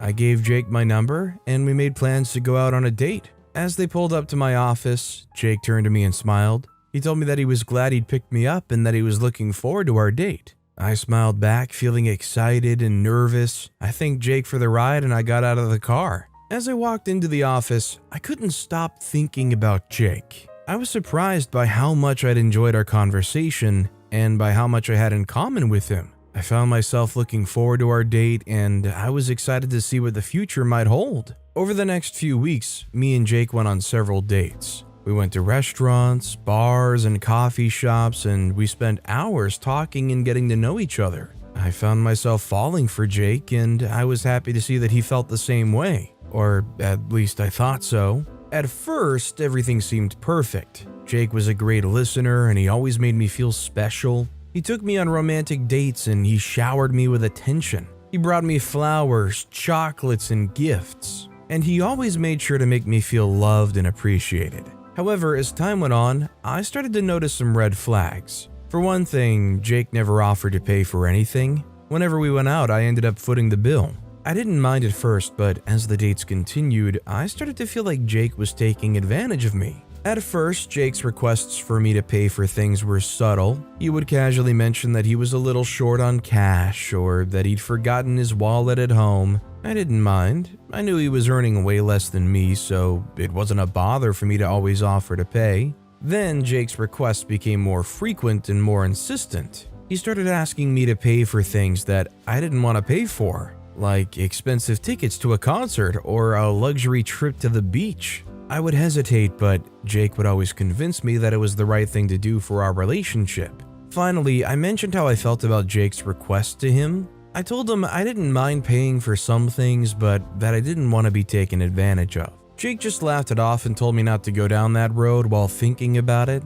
He said that I was his girlfriend and that it was my job to support him. I thought that made sense, don't judge me, so we continued as we were. But another huge red flag was Jake's friends. I met some of them and they seemed like nice guys, but there was something about them that made me uncomfortable. They seemed to be leeching off of Jake, and I couldn't help but wonder if Jake was doing the same thing to me. One day I overheard Jake talking to one of his friends on the phone. He was saying that since I was bankrolling his life, I might as well continue. I was shocked and hurt. All the trust and stupidity vanished and I realized Jake was using me for my money, and I decided that I'd had enough. Over the months that we dated, Jake would always talk about marriage and how eager he was to spend the rest of his life with me. Jake would always talk about our future together, and he would make grand plans for our life together. He would talk about buying a house, starting a family, and traveling the world. However, I soon realized that Jake was only interested in these things because he knew I would be the one paying for them. Jake just wanted to live off of me for the rest of his life. He would constantly talk about how much he loved me and how he couldn't imagine his life without me. He would tell me how lucky he was to have found me and how grateful he was for my support. But after the call I heard, I realized that Jake's words were empty and that he didn't truly care about me. I was heartbroken and I felt betrayed because I'd supported him against all possible odds. I couldn't believe that I'd been so blind to Jake's true intentions. I realized that I'd been played for a fool and that I'd let myself be used and manipulated by a man who didn't truly love me. I knew that I had to do something to stop Jake before he drained my bank account and left me with nothing, and I was prepared to be as drastic as I wanted to be. I called my friends and explained the situation to them. I had told them how I met Jake and how we started dating, and they had cautioned me when I started to notice the red flags. But they were shocked when I told them what Jake had said, and their anger was building as I told them how hurt and betrayed I felt, and how I wanted to get revenge. My friends were shocked and outraged. They couldn't believe that Jake had been using me, and they couldn't believe that he'd gotten away with it for so long.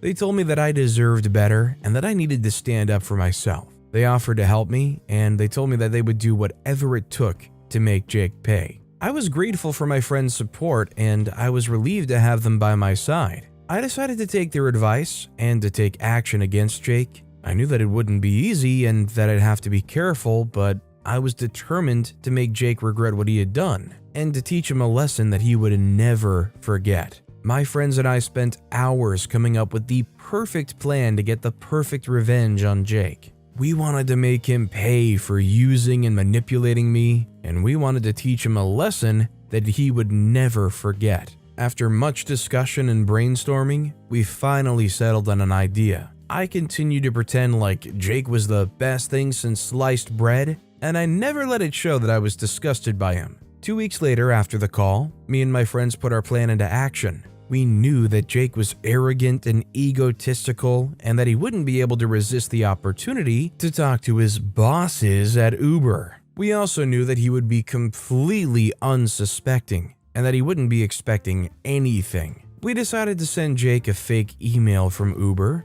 telling him he needed to come into a super secret meeting for top-rated drivers. We carefully crafted the email using language and jargon that we knew would appeal to Jake's ego. We told him that he'd been selected to participate in a special program for elite drivers, and that he would need to come to a secret location to discuss the details. We told him that the meeting was highly confidential and that he needed to keep it a secret from everyone. Jake was thrilled by the mail. He couldn't believe that he'd been chosen to participate in such a prestigious program. And I noticed the change in his countenance in the days leading up to the event. Me and my friends watched as Jake fell for the trap. To make it more believable, we'd included one of my friend's brothers in the plan. He ran an auto shop and we borrowed a few cars that were packed out front to make it seem like a busy building. As soon as Jake got out of his car, me and my friends sprang into action. We'd been hiding behind some bushes waiting for the perfect moment to strike. We quickly grabbed the tools we'd brought with us and we started working on ruining Jake's tires.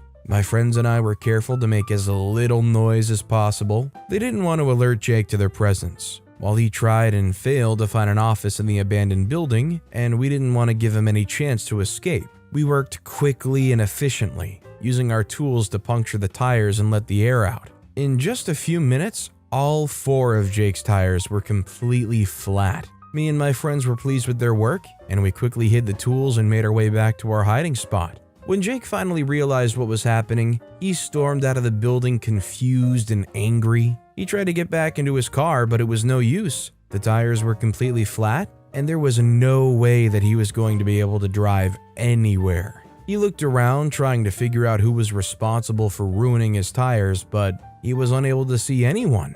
Jake was furious, but there was nothing he could do. He was stranded. While Jake was trying to figure out what was going on, me and my friends made our move.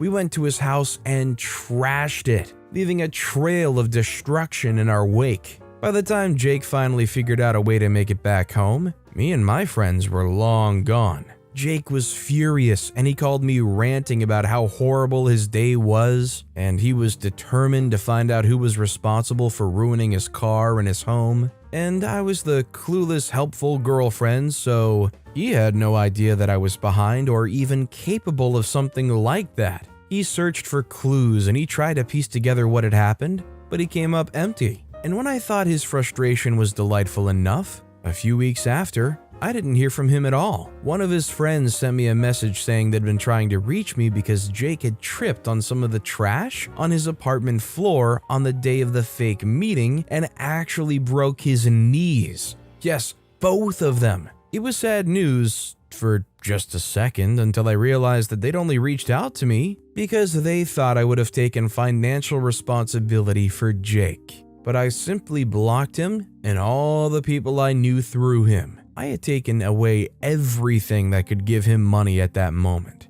I was satisfied with my revenge. I'd stood up for myself and I'd shown Jake that he couldn't mess with me. And I've since moved on with my life, feeling stronger and more confident than ever. I mean, obviously that's not the intended result, but that's a crazy turn of events. Also, hi, I'm Steven, and if you enjoy crazy stories of nuclear revenge, why not hit that subscribe button down below? That said, our next story is, stepsister manipulated me into making an embarrassing bet, so I shaved off her eyebrows while she slept. Growing up, I had a huge problem with abandonment and acceptance. My therapist keeps telling me to dig into these feelings and find out where they're coming from. But seriously, there's nothing to dig, Dr. Maxwell. It's my dad. Duh. The dude left my mom when I was only 12 years old. As bad as that was for me, the years leading up to him walking out on us were worse. He yelled every time, and I could never do anything right in his eyes. But even with the daily dose of emotional abuse, I still came back to him,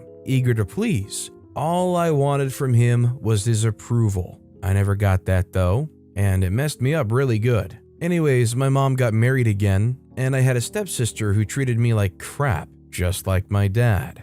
And again, I started to seek her own acceptance. When she knew this, she decided that it was more fun to take advantage of me. She manipulated me into doing a series of embarrassing things, which she caught on camera and sent to the whole school, thereby destroying the last bit of self-esteem I had left. I just couldn't let that slide, so I got my revenge. What I did to her might not sound like a big deal, but I knew how vain and superficial she was, so I hit her where it hurt the most. But let's start at the beginning. The last time I saw my dad was the day my mom found out that he'd been cheating on her. She had to take an early leave of work because she was ill, migraine, a side effect of all the yelling and fighting that they'd been doing for the past few months. Anyways, she left work and came straight home. Now, I wasn't there when it all happened because I was in school, but my mom was told and retold that story, and I came to have something close to a graphical representation of what happened that day.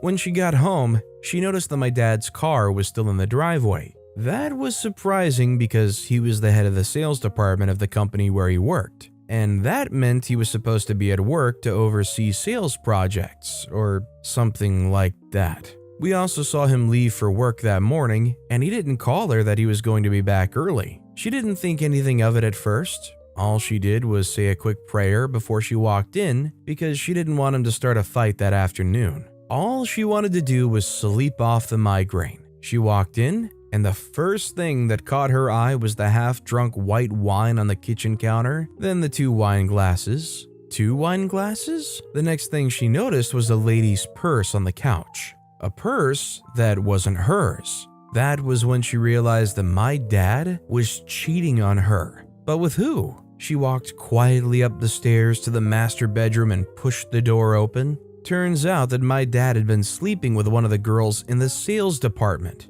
They were both on lunch break, so they decided that what better way to spend that break than to come into our home and disrespect and humiliate my mom. I came back home a few hours later and they were still arguing. Dad had his bags packed, and the last thing he did to me was push me out of the way as he walked to his car and drove off. The divorce was concluded in a few months, and Mom got the house in full custody of me. Although the me part was pretty easy, he clearly wanted nothing to do with me. I was pretty mad at my mom for a while, because in my opinion, she was at fault. She never apologized, and she was always fighting back. I felt like she robbed me of my chance to grow up with my father. I was a kid then, so please forgive my thinking. Mom was pretty depressed for a while, and as the months went by, she retreated deeper and deeper into herself. This was partially my fault because of all the crap I gave her when she needed someone. It became so bad that we hardly ever spoke, except for the occasional,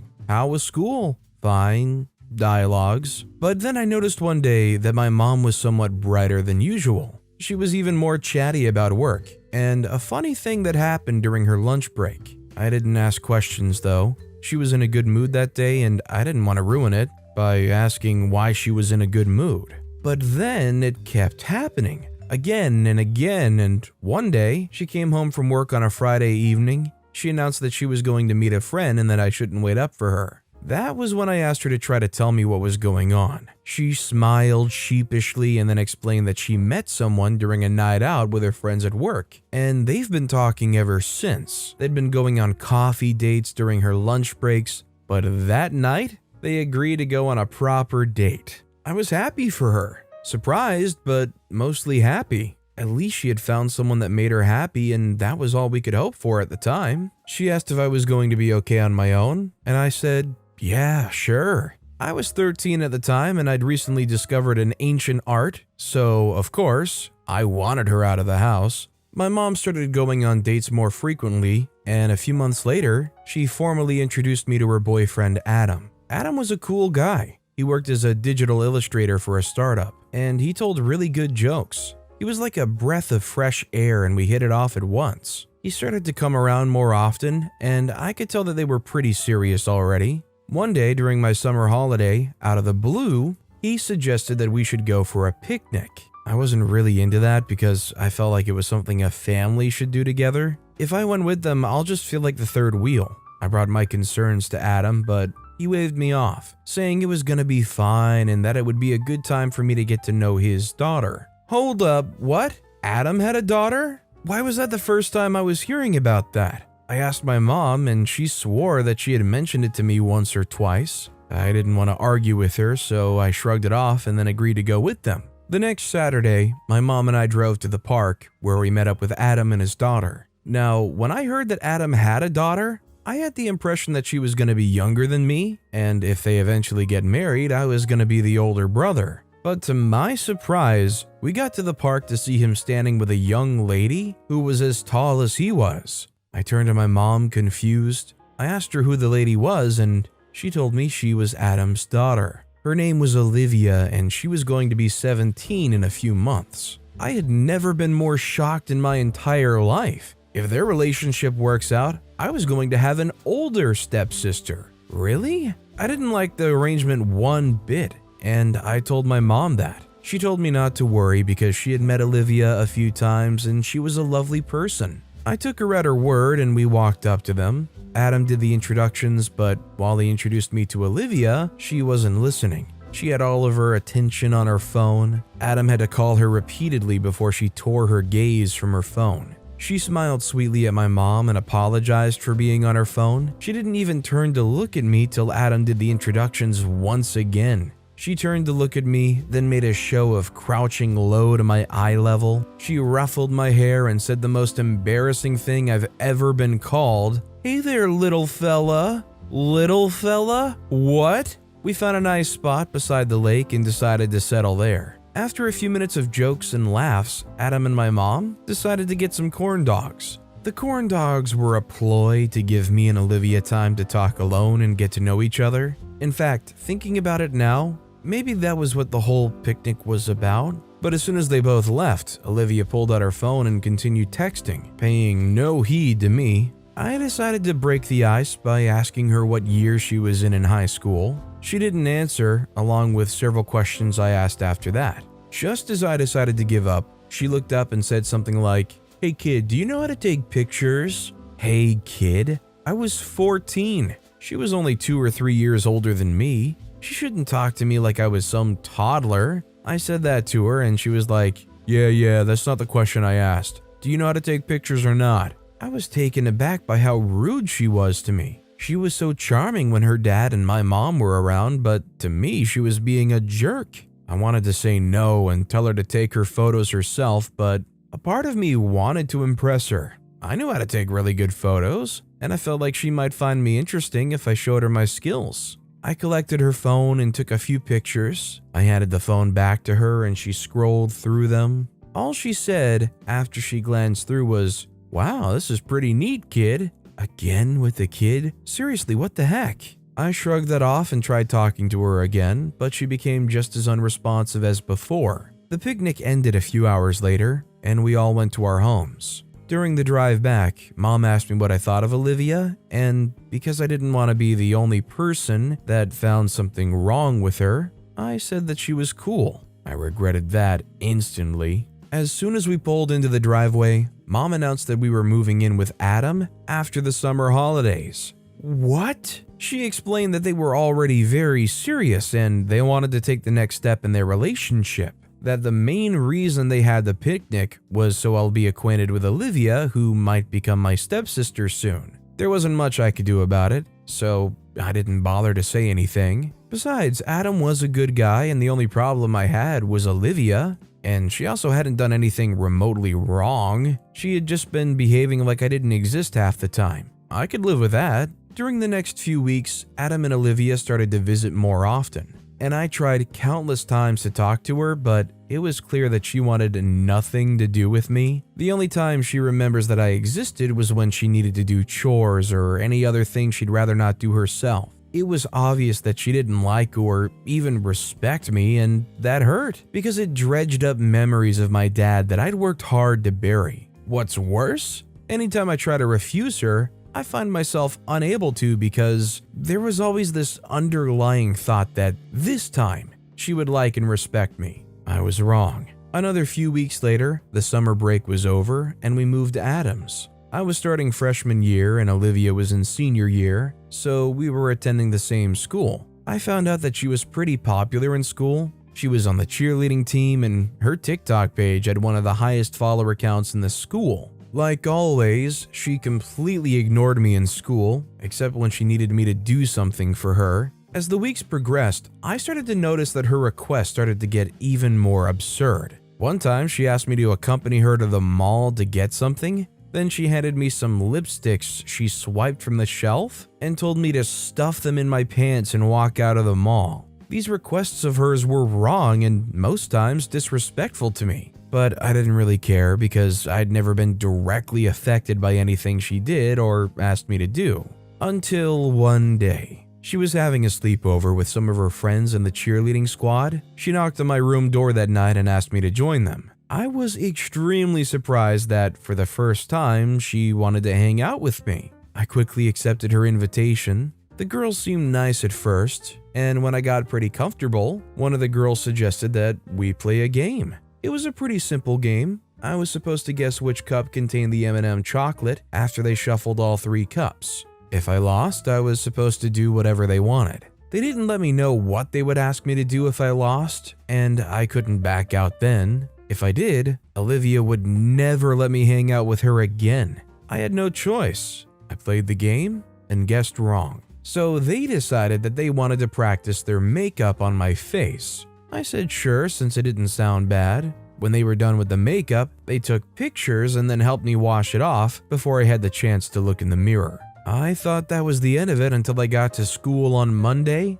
and everyone was laughing at me. What on earth was happening? I didn't find out until lunch break when one of the boys from my class told me to check out Olivia's TikTok page. When I did, what I saw horrified me. There I was in my pajamas made up like a clown. She captioned it #Pennywise. What's worse? Everyone in school had seen it and they were all calling me Pennywise. I had never been so humiliated in my entire life. Just when I thought Olivia had started to accept me, it turned out to be a big ruse for her to get more likes and followers. I actually cried that day, but in the end, I promised myself to stay away from Olivia.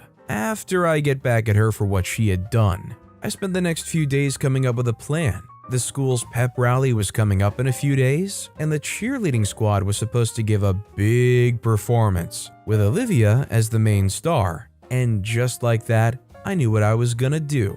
I would make sure that she can't go to the pep rally. How? Well, simple. I was going to shave her eyebrows. I wanted to use a hair removal cream, but I didn't know how sensitive her skin was. I didn't want her to wake up while I did it, so I opted to use a shaving stick. The day before the pep rally, I said goodnight to Adam and my mom, then pretended to go to sleep. A few hours later, I crept out of my room into Olivia's, and I quickly got to work.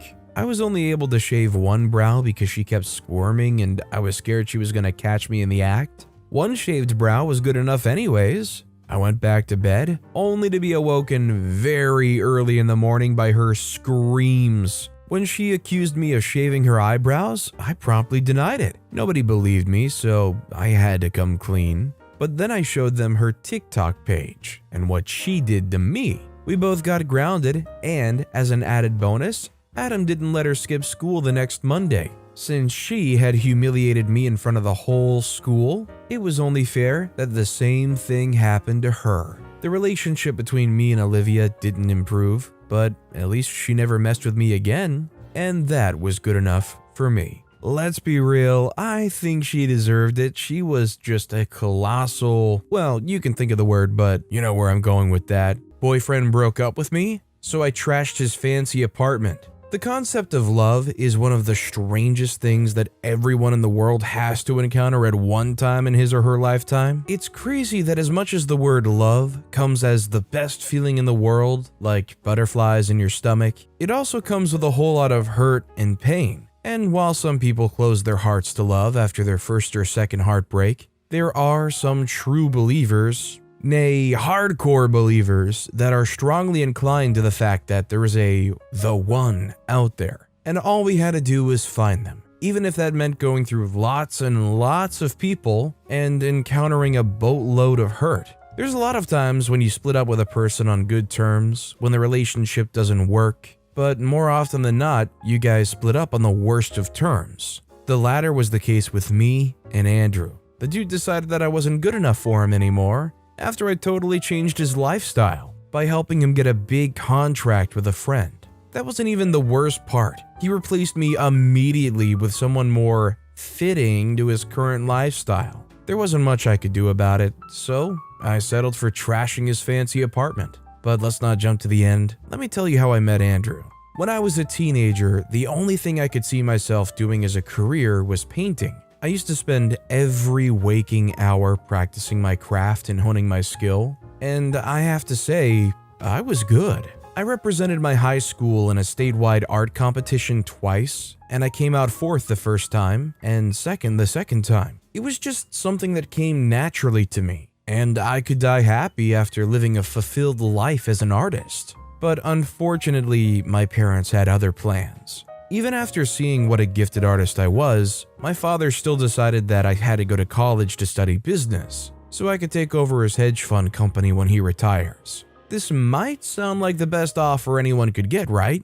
A fancy job that guarantees 7 to 8 figures yearly? Well, I grew up in money, so take it from me, no amount of money could buy your happiness. Well, I won't lie, it would seem nice for a while, but after that, it would make you want to pull your eyes out, and even the money would seem to annoy you. Anyways, my dad had spoken, and at the time, all I'd wanted was his approval, so there was no way I was going to go against his wishes. I went to business school, and I was surprisingly good at that too, even though I hated every single part of it. During my final year of business school, I was going through a goth/punk phase, and that was when I stopped caring about my dad's approval.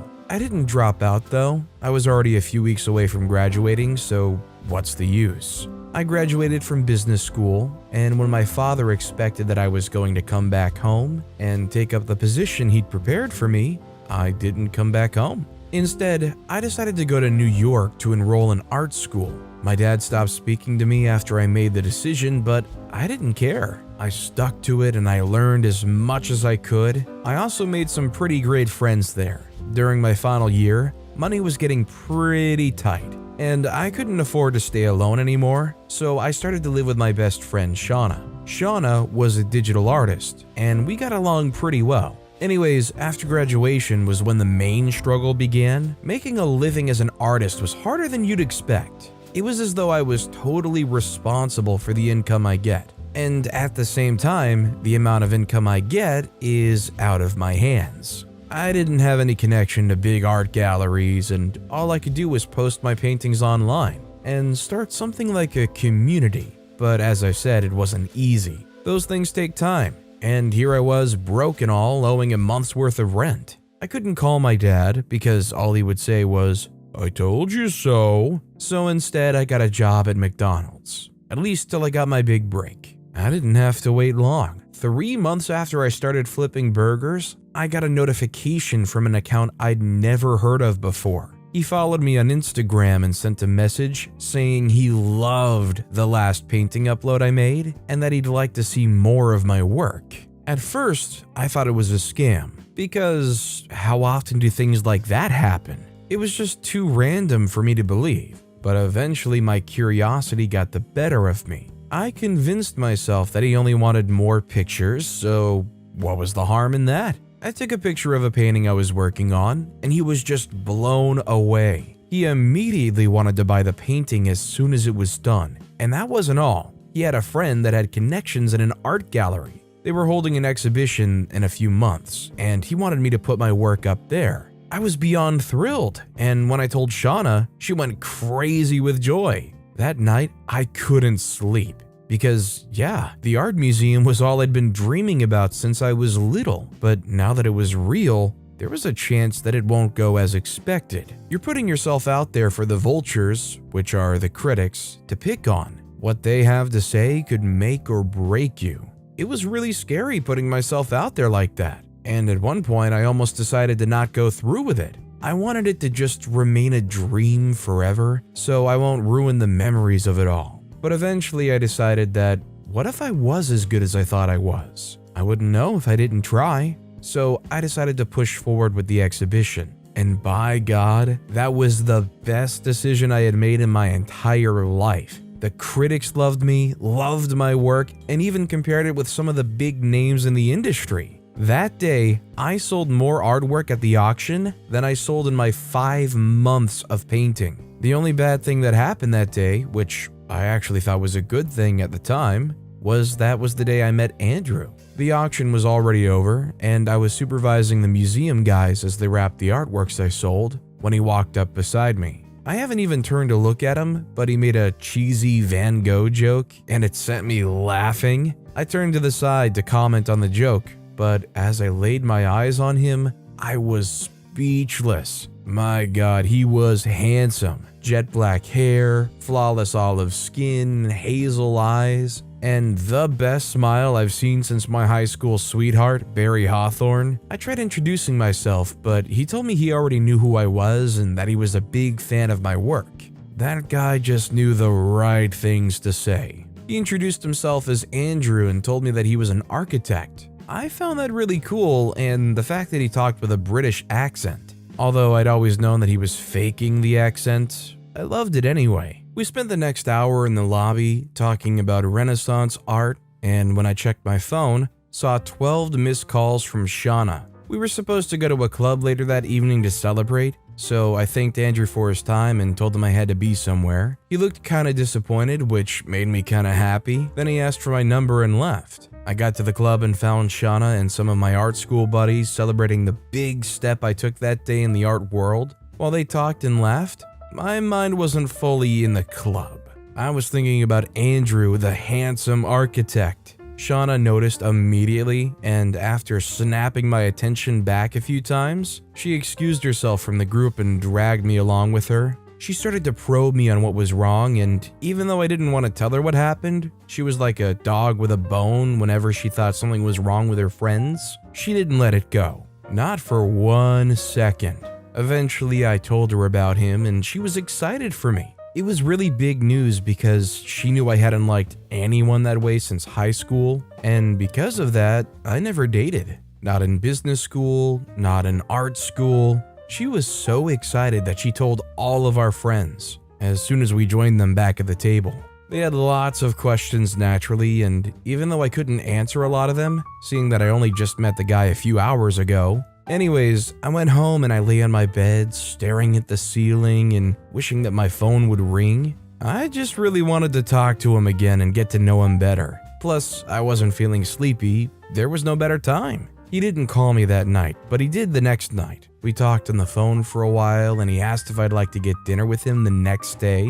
I said yes, and it was a date. I know I've said this before, but I haven't dated in a while. I haven't gone on an actual date like ever. Even with high school Barry Hawthorne, the highest we went was the cinema, which was just an avenue to suck face in the covers of darkness. Anyways, Shauna got me covered. She loaned me a dress and everything, and I went on my big date. That date turned out to be the most fun I've had with a guy in a long time. By the end of it, he walked me home, pointing out the historic landmarks in the city and telling me who built them in the year. I found it cute that he loved architecture so much. It reminded me of myself and the love I have for art, which made me sacrifice so much to live my dream. And so the night was perfect. After I told Shauna every single detail of the date, I played out the date in my mind again as I lay on my bed. I started to see some tiny characters that should have sparked my red alert but didn't.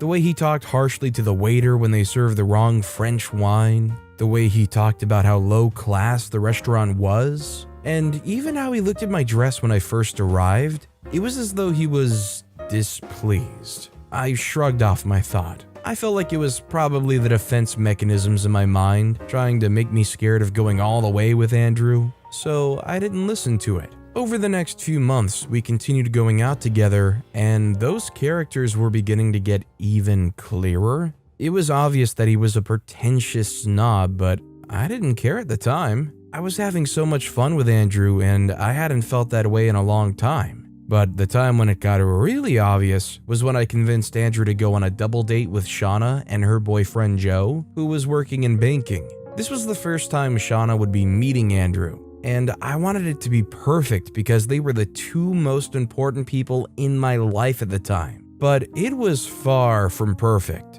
As soon as Andrew opened his mouth to speak, I could tell from the way Shauna stared at him that she hated his guts. I mean, I would have hated him too if I didn't love him so much, with all his jerkiness. Shauna called me to the side one time and asked me point blank, what was I doing with him? Then she made a list of everything wrong with him, and I have to say, it was a pretty long list. But the most important ones being that he was an arrogant jerk who thought he was better than everybody else because he knew a few Italian poems and French wines. She told me flatly that it wasn't going to work, but stupid as I was, I told her I was willing to try. We started dating officially a few weeks after that, and since then, it all started to go downhill. Andrew liked to point out all my weaknesses and mistakes, and he never for once made me feel like I was doing anything right. It was as though I was with my dad all over again, and like my dad, the more he rejected me,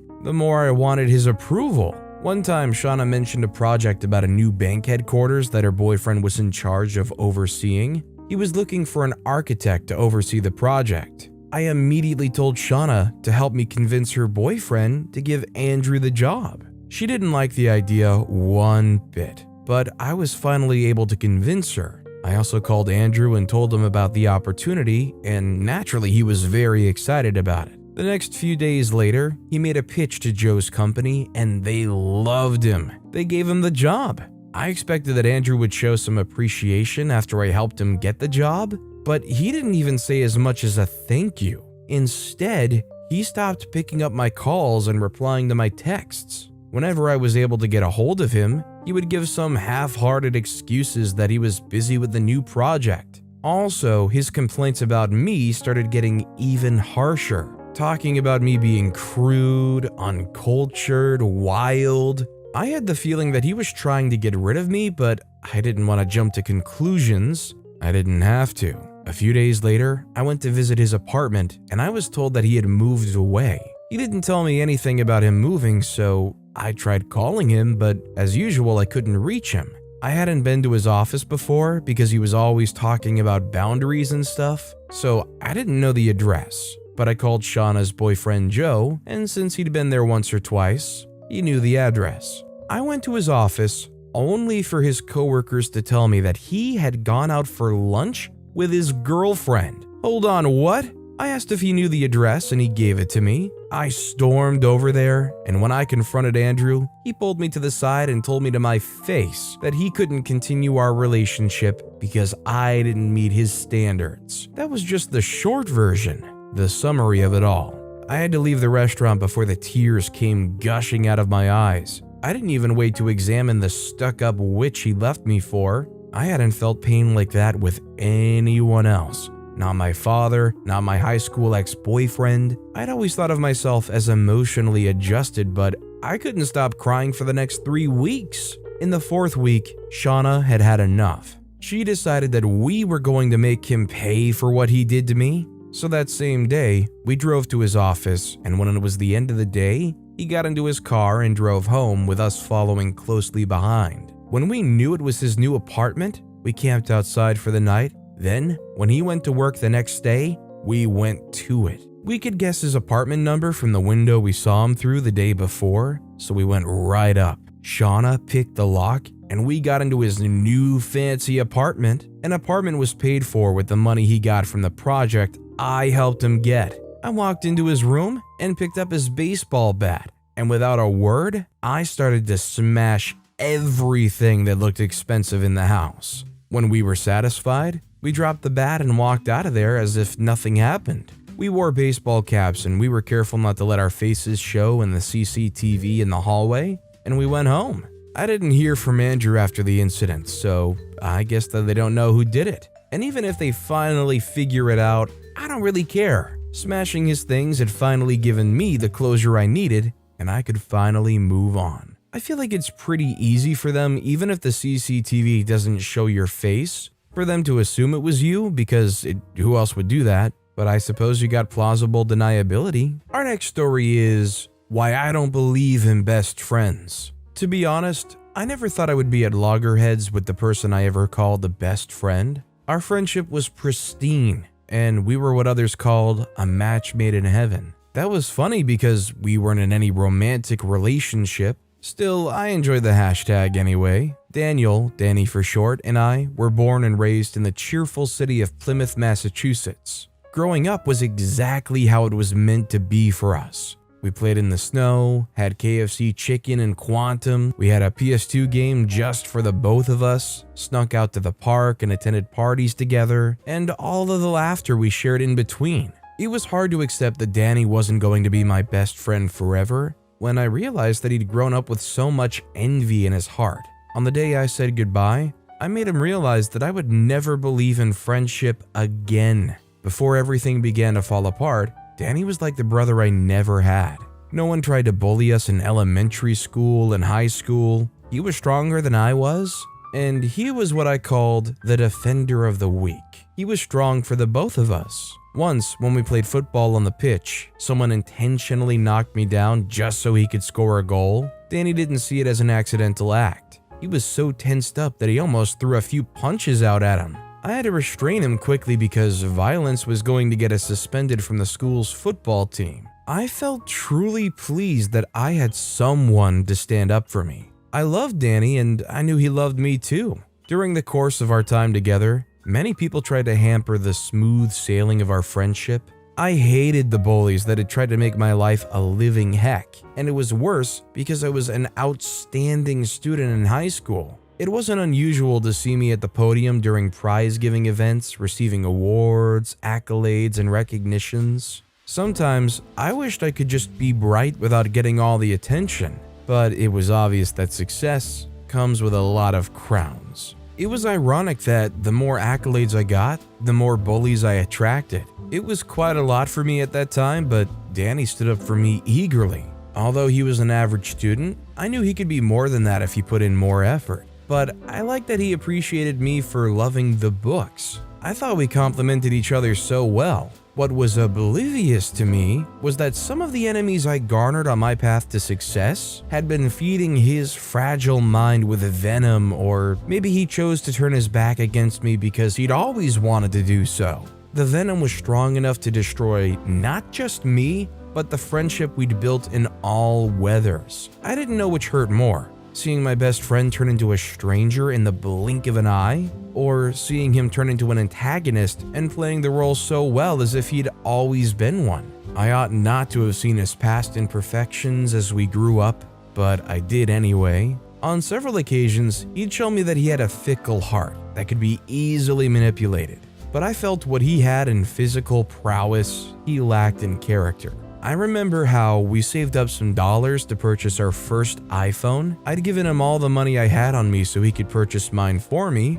since I was going on a short trip with my parents. I was surprised to get back home to no iPhone. All the explanation he gave was how he got accosted by some street boys and robbed of all the money. I was shocked to see that he had acquired an expensive gadget with our money, a gadget we both admired from afar. I didn't make too much of the whole scenario, even when I ought to. I had shrugged it off innocently. When I met the love of my life in high school, it was Danny who gave me the balls to approach her. Alberta was the cynosure of all eyes. She was easy to spot as she was a brainy, intelligent, and stunning blonde-haired beauty. The first day my hazel eyes locked with her blue eyes, I knew my heart was going to be at her mercy for a long time. I didn't know why my courage failed me to approach her because, to be honest, I was a ladies' guy. I'd heard many girls use the word speck to describe me. Instead of me seeing myself as one, I would chuckle wondering if I was a speck or what that meant. When I told Danny that my heart has finally met the one who would make it beat faster,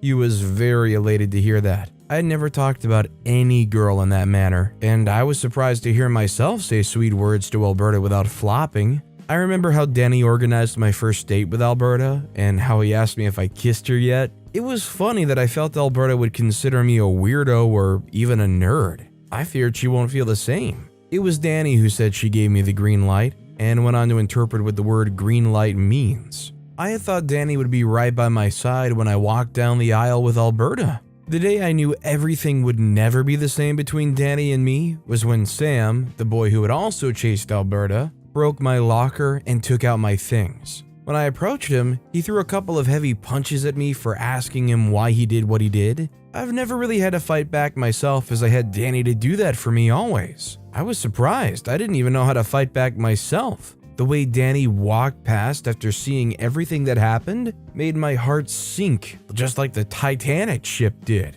I felt embarrassed and alone, and that was the day that I learned how to fight back. Danny didn't ask me about the injuries I sustained on my face, and I thought it was an oversight. And besides, he didn't know me anything. He didn't have to defend me and all that. We were going to college, and I knew I had to learn how to stand alone, but I didn't know that Danny was now pure evil in disguise. He was the one that helped me pursue Alberta, but he was the one who wanted to make me lose her to Sam. It was hard to understand why he changed, or maybe he'd always been like that, but I was too in love to see it. Alberta had recounted to me how Danny had invited her out to parties that Sam organized. When she refused to honor the invitation, Danny told her to stop being loyal to those who weren't loyal to her. He went on to file false allegations against me. I didn't know which one to process first, that Danny supported Sam, my biggest bully and opponent, or how he was suddenly part of my enemies. Once, I asked him how much value he placed on friendship. He simply said, "Friendship is priceless, especially genuine ones. But I try not to get attached to anybody who's not family because nobody is indispensable." The words, "nobody is indispensable," rang in my ears for 4 nights. I thought some people were indispensable to me, just like Danny and Alberta, yet they aren't family. I was shocked to realize that Danny didn't consider me family. I don't know why I attached so much prominence to our friendship or why I saw Danny the way I saw him. To be honest, he was good to me and I saw no reason why I shouldn't hold him in such high esteem. What was going to be Danny's undoing was the organized attack he and his allies launched on me. I had to see that I lost my best friend already thanks to Alberta. She helped me see that Danny had some things against me when I didn't see them. So I avoided him just as he avoided me. If only he knew I wouldn't hold back if he or anyone comes for me unjustly again. He wouldn't have been part of the fierce attack on me that led to a 3 days coma.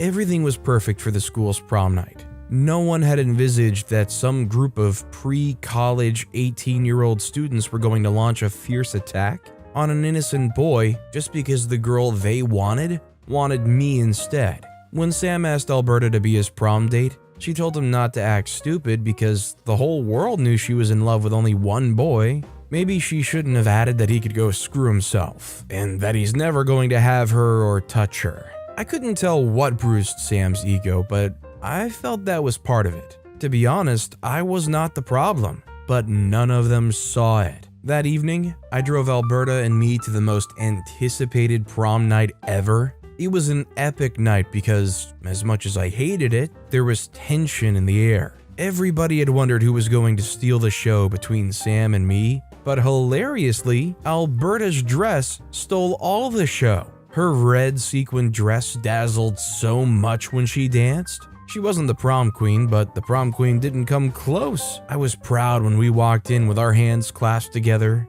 We gave off Romeo and Juliet vibes. We were young, but our love intoxicated us like an old raspberry wine. The night I had a good chance to be entwined in a kiss with Alberta at the car park. Thank God we agreed not to rush things too much. The adrenaline that rushed within us was contained in seconds when I felt a heavy punch on my neck. I didn't see it coming as I fell to the ground, and I sprawled and groaned in excruciating pain. The state of my health didn't frighten them, as they came for me with more heavy punches all over my body, especially on my face and chest. I struggled, and I could hear Alberta's cries and pleas. She was on her knees, and I prayed so much they wouldn't touch my prom queen. I tried to fight, but when I saw Danny come towards me with more heavy punches, I lost the will to fight. I passed out right there. Sam's punches were terrible, but I couldn't withstand my best friend's betrayal. I could have been killed, and he would have been the one to cast the last stone. While I went blank, the security personnel had gotten wind of what was happening at the car park, and Alberta managed to call the police and my parents as well as hers. They didn't just come to end me, they came for Alberta too. They had ripped off the expensive prom dress already. The venom in them could take down a city. I was terrified at how much pain they inflicted on us. I was rushed to a hospital. When I got out of the 3-day coma, my mom told me that I almost died. I laughed it off lightly. I told her I was a strong man. Meanwhile, the boys had been rounded up.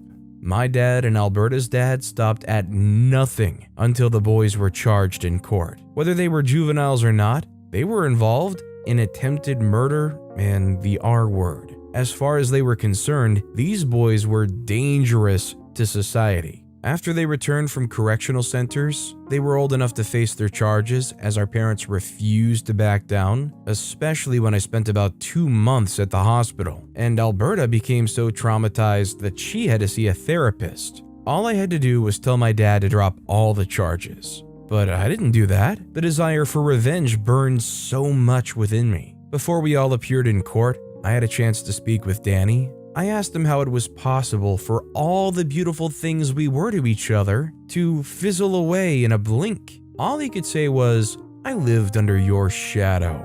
I tried so much for the world to see me, but you stole the show every darn time." Oh, I was beyond dumbfounded, but he wasn't done. He went on to say, on the football pitch, in the classroom, in the neighborhood, and even with the girls. I was shocked to hear and see that Danny had secretly wished he was me, and I never saw it all these years. The most shocking revelation was when he told me he loved Alberta too. I remember that he told me he was secretly admiring a girl at school, but when I told him about Alberta, he stopped raving about the mystery girl. He told me he began to see me as a villain that stole everything he ever really wanted. He felt resentment towards me for stealing his dream girl. When I asked him why he didn't tell me any of these things, maybe I could have dimmed my light a little just to save what he had. He told me that he knew that I enjoyed everything I had and all the attention I got. I stood there and wept. I felt I truly had a brother. But I didn't know that brother would watch my enemies cast stones at me. He taught me some life lessons, like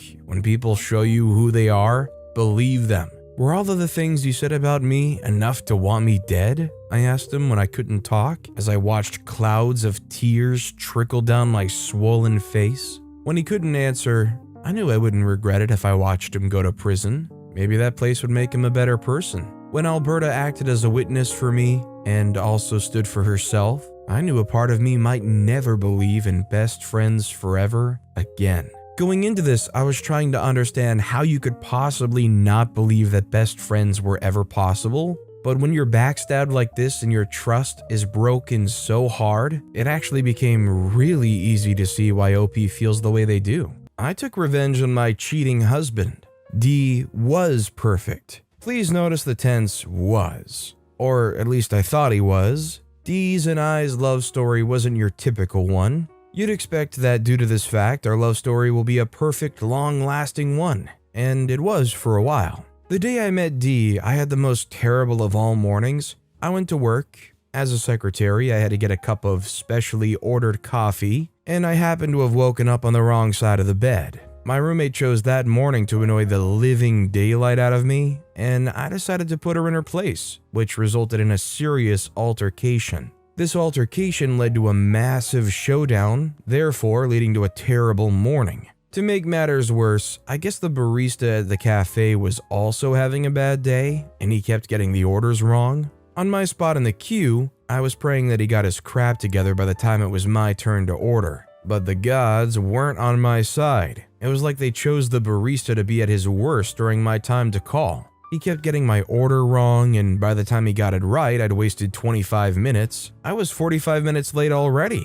This was a stain on my perfect record. Since the company states 3 strikes on late coming, I realized I was on the safe side. But that realization didn't stop my already terrible mood from becoming worse. While running to work with the coffee in one hand, a large man bumps into me and spills the coffee all over my dress. Talk about icing on the mother freaking cake. I was so pissed, and the spill was the final push I needed, and I lost it. Let's say I rained down the level of edge he never knew existed on him. After the whole fiasco, I left him feeling embarrassed and just walked away. To cut a long story short, the rest of my day didn't go well. I got scolded by my boss and I got a cut of my yearly bonus. That day wasn't my day. 2 weeks later, this man showed up in my office, smiling and laughing with my boss. Then a brief introduction made me realize he was my boss's best friend. I thought I was screwed until he, D, acted cool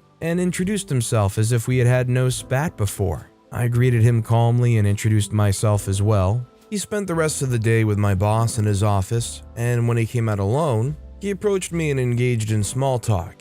"Hello, young lady with a fiery temper," he said with a smirk. "Hello, sir. How may I be of help?" He says, "Aw, come on, don't be like that. I should have ratted you out to your boss, but I didn't. I deserve some form of reward, wouldn't you say?" Looking at him, trying to decipher his game, I decided to play along. "Okay, what do you want?" He said, "3 dates.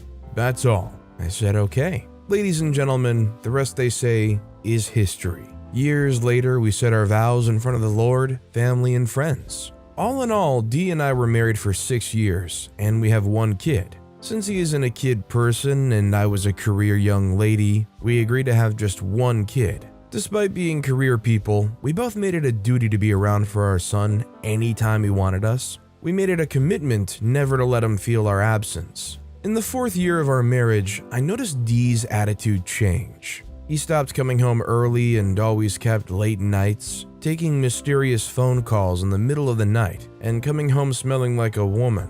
I knew these were all signs of a man who kept a mistress. The realization hurt me so much, but I didn't approach him. His attitude made me second-guess myself. I've always been a vibrant and confident young woman. I never saw a reason to think of myself any less than any woman. I always saw myself on par with other women, and I never even cringed at seeing more capable women than I was. The thought of Dee making me feel that I wasn't capable made me begin to develop a not-so-good feeling in the pit of my stomach. The first time I caught Dee red-handed was on Jay, our son's birthday. He brought this young lady to the birthday party, and silly old me welcomed her. Later, during the party, I saw both of them leaving for the bathroom. Call it instinct, but I decided to follow them. On getting to the guest bathroom, I saw Dee deeply buried in this young lady. Then I made myself visible. The panic on his and the young lady's faces were so comical as they both hurriedly tried to make themselves decent. Dee tried the legendary line, "It's not what you think." I just kept a straight face and stared at the two of them. When Dee tried to approach me, I suddenly smiled and said, "Since you both are done, the party's over there." Facing Dee, I said, "It's time for our son to cut the cake. Let's go." Then I left the two of them. That night, Dee spent an unreasonable amount of time begging me, but I decided to ignore him. And when his whining became too much, I left the room to sleep in the guest room. In the guest room, I wondered why I was so calm and collected throughout the whole charade. then concluded it was because I knew about his infidelity. Seeing it didn't faze me much, but I cried myself to sleep that night. The next couple of days, D changed back to the loving husband he was before, but 2 weeks later, he was back to his old ways. One time I went to his office to drop off a file he'd forgotten that morning. Since I had a lunch break, I decided to drop it off quickly. On arriving at his place of work, the secretary saw me and started to feel panicky. Seeing her face and behavior, I concluded someone not wanted was in the office with my husband. So I gestured that she should keep quiet, then I opened his door. Trust me, I wasn't disappointed at all. This time, it was 2 ladies. My husband was deep in one and the other, he was busy kissing and caressing her. They didn't even notice I'd entered. They were already so carried away. I cleared my throat twice and they all froze in shock. "You forgot this," I said, dropping the document, retaking a good look at them and then leaving. While in my car, back to my office, I decided to leave D, but I knew I couldn't leave him without exerting my revenge on him. Plus, I had to get full custody of my child. It was important. So my plan began. First off, I contacted a friend of mine who was a lawyer and invited her to dinner. Then I asked in detail what was needed to take legal action against a cheating husband, what divorce requirements I needed, and most importantly, what I needed to do to get full custody of my child. She told me if I wanted to gain complete control of my child, I had to prove that my husband was wholly incapable of taking care of a child. I asked how, and she asked if I could prove he was irresponsible and dangerous around the child. Then, as regarding the divorce, she said if I had solid claims and proof of his cheating, I could successfully get a divorce and amazing alimony. After dinner, I formulated the perfect plan and immediately began taking action. First, I contacted 3 sophisticated-looking young ladies and told them I wanted them to seduce my husband.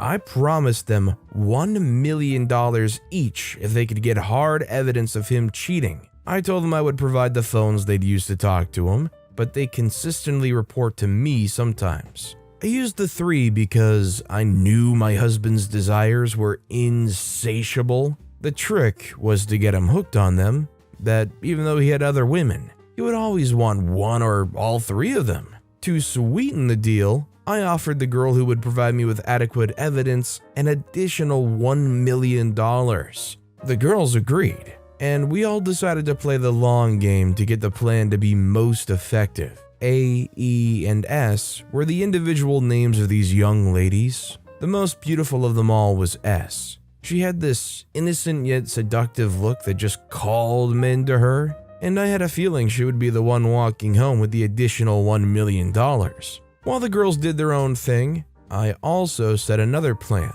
I had to get the financial manager of my husband's firm to be on my side. Since he was someone who had a thing for me once before, I took advantage of his love for me, which luckily hadn't faded, and told him about how D had been treating me, spicing the story up a little by saying he even used to get physical with me sometimes, and even R-word when he felt like it. Technically, no man can stand the sight of a weeping, beautiful young woman. It didn't help if the woman wore a sexy dress that exposed her a little to reveal the bruises. When E, the financial manager, saw how pitiful I looked, he was furious and at the same time sad.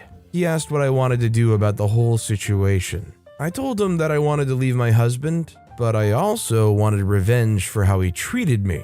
He asked what my plan was, promising to support me. Then I pulled him closer and whispered all I had in the program. After hearing what I had in mind, he was scared initially, but I told him his hard work wouldn't go unrewarded. Whatever the amount he wanted, he would get. After discussing for a few more moments, we parted ways. My revenge was a carefully planned one. It took time to gather sufficient evidence, and everything worked exactly as I wanted. It took 2 years for everything to be ready, and I sprung into action. After breakfast and the driver took Jay off to school, I brought the divorce papers and presented them to D. He was surprised and asked why the sudden divorce papers. I explicitly told him I had had enough of his cheating, and I was leaving him for good. I also told him I wanted full custody of my child. D still wore a surprised look on his face when I dropped the divorce papers and walked into the bedroom. He brushed it off as me playing a crazy joke on him and didn't take it seriously until the court issued the divorce letter to him. Then he knew I was serious. After the day I gave him the letter, I moved out of the house. Unfortunately, he thought I was still playing a prank on him and didn't take my moving out seriously. I had taken my kid with me, and yet he thought I'd snap out of it soon enough. I guess the letter from the court made him realize I wasn't joking. After presenting the evidence to the judge during our hearing, D was surprised about how I got intel about his sexual escapades. I got detailed information that his request to be the one in charge of J got denied. I was given full custody of my son, and he couldn't visit at all due to his bad behavior. Furthermore, he was to give me half of his wealth and assets, as well as provide $500,000 monthly for child support. I had successfully divorced him, and now was the time for my revenge plan to go into motion. Weeks after the judge had given his verdict, the law enforcement agency visited D. He was accused of dealing drugs and was asked to cooperate with the police's investigation. The investigation showed that D was a drug dealer engaged in drug dealing practices on a small scale. He collaborated with his friends, who were drug dealers, to help in shipping in and out of heroin. The business was a very lucrative one. However, where D made a mistake would be transferring his profit in drugs into the company's account. He thought it would be a wise choice of investment. There was, however, a small problem. The funds could not be found in the company's account. No matter how often the company account was checked, the money still could not be found. Also, at that particular time, specific customers started to sue D's company because they got hurt while using D's product and there were damaging consequences. With the lawsuit, his company facing potential bankruptcy, and the massive assets he had no choice but to relinquish to me, D wasn't having the best time. Payback can be a witch. All of you seem confused? Well, let me explain. The whole problems D was currently facing were all me. Yeah, I knew I wanted to ruin him because he made me second guess myself, and he caused me pain. Call me petty, but I find joy in exerting my revenge. So this is what happened. Of the 3 girls I had set up D with, he took a massive liking to S like I thought he would. He would sometimes visit the other 2 as well, but he liked S more. Along with his fondness for her came his trust. He trusted her enough to make phone calls he wasn't supposed to in her presence, and S never disappointed me. She was always recording to get adequate evidence. It was through S I found out my ex-husband had a secondary money source, drugs. So I kept the evidence. S also provided me with tapes that helped me win the divorce case against my husband. As for E, his job was to transfer any illegal funds coming into the company. He moved it into another account, opened one in my name, located it in another country, and intelligently covered his tracks. Although the money's disappearance helped D during his lawsuit for a bit, however, there was some evidence that he was doing drugs thanks to S. There was also the personal torment he was going through, the fact that he had no idea about the location of his money. That being said, I'm yet to explain the issue of bankruptcy. I may or may not have sabotaged the company's products. It was pretty easy for me to do because E had the connections within the company to do it. The repercussion was D's company getting sued. And while he was in physical, mental, emotional, and financial distress, my team and I had a splash. I settled the girls, giving S more than I promised because she did a brilliant job, and putting E in charge of my new company's finances because I quit my job with D's best friend and giving my son the best. Some might say I'm a witch or a wicked lady. I don't care. I'm just glad I took revenge on my cheating husband. It's definitely some nuclear revenge, but investing millions into this? I mean, it worked in the end, but that's a lot of money to invest trying to get revenge. Our next story is, I got my best friend fired because she ruined my wedding. For as long as I can remember, I've always loved Sylvia. She was basically my best friend since birth. Her mom and I became friends who met in college and moved to Reading, Pennsylvania together after. They worked together, lived in the same suburb, and even had us around the same time. Sylvia was just 2 weeks older than me. 2 weeks, 3 days, and 14 hours. So it just seemed to make sense that we'd be the best friends. Actually, to call us best friends wasn't exactly accurate. We were sisters. You know, that one friend that you're so comfortable with, you know where they keep the spare keys and you're at their place almost all the time. Well, with Sylvia and I, we had spare keys to each other's houses.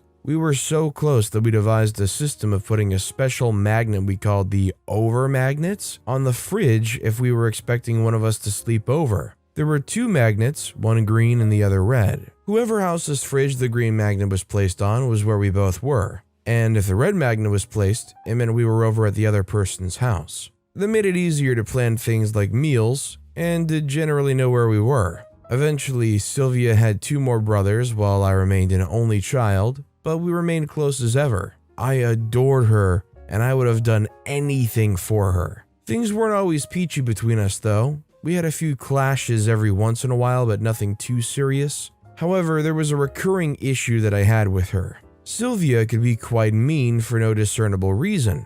The first memory I had of this was when in 7th grade, I had a crush on a boy, Dwayne. When I told Sylvia of my crush, hoping she'd share in my excitement, I didn't expect that she would scoff and call me silly. I was quite shocked, but I made excuses for her. She had, just 5 months before, experienced heartbreak when she decided to talk to her own crush. He had told her that he was flattered, but he just wasn't into her like that. She had gotten so upset that she spread a rumor about him that he'd been caught taking a dump on her lawn. As you probably would have expected, the school ate this up and started calling him lawn pooper. I know the truth though, but out of support for Sylvia, I didn't say a word to anyone. But I didn't think she'd be mad about it to the point of making me feel bad for liking someone. I had hoped that the 5 months was enough to get over her bitterness, at least enough to be happy for me. Seeing that Sylvia wasn't really a big fan of Dwayne, I put him out of my mind, or at least I tried to.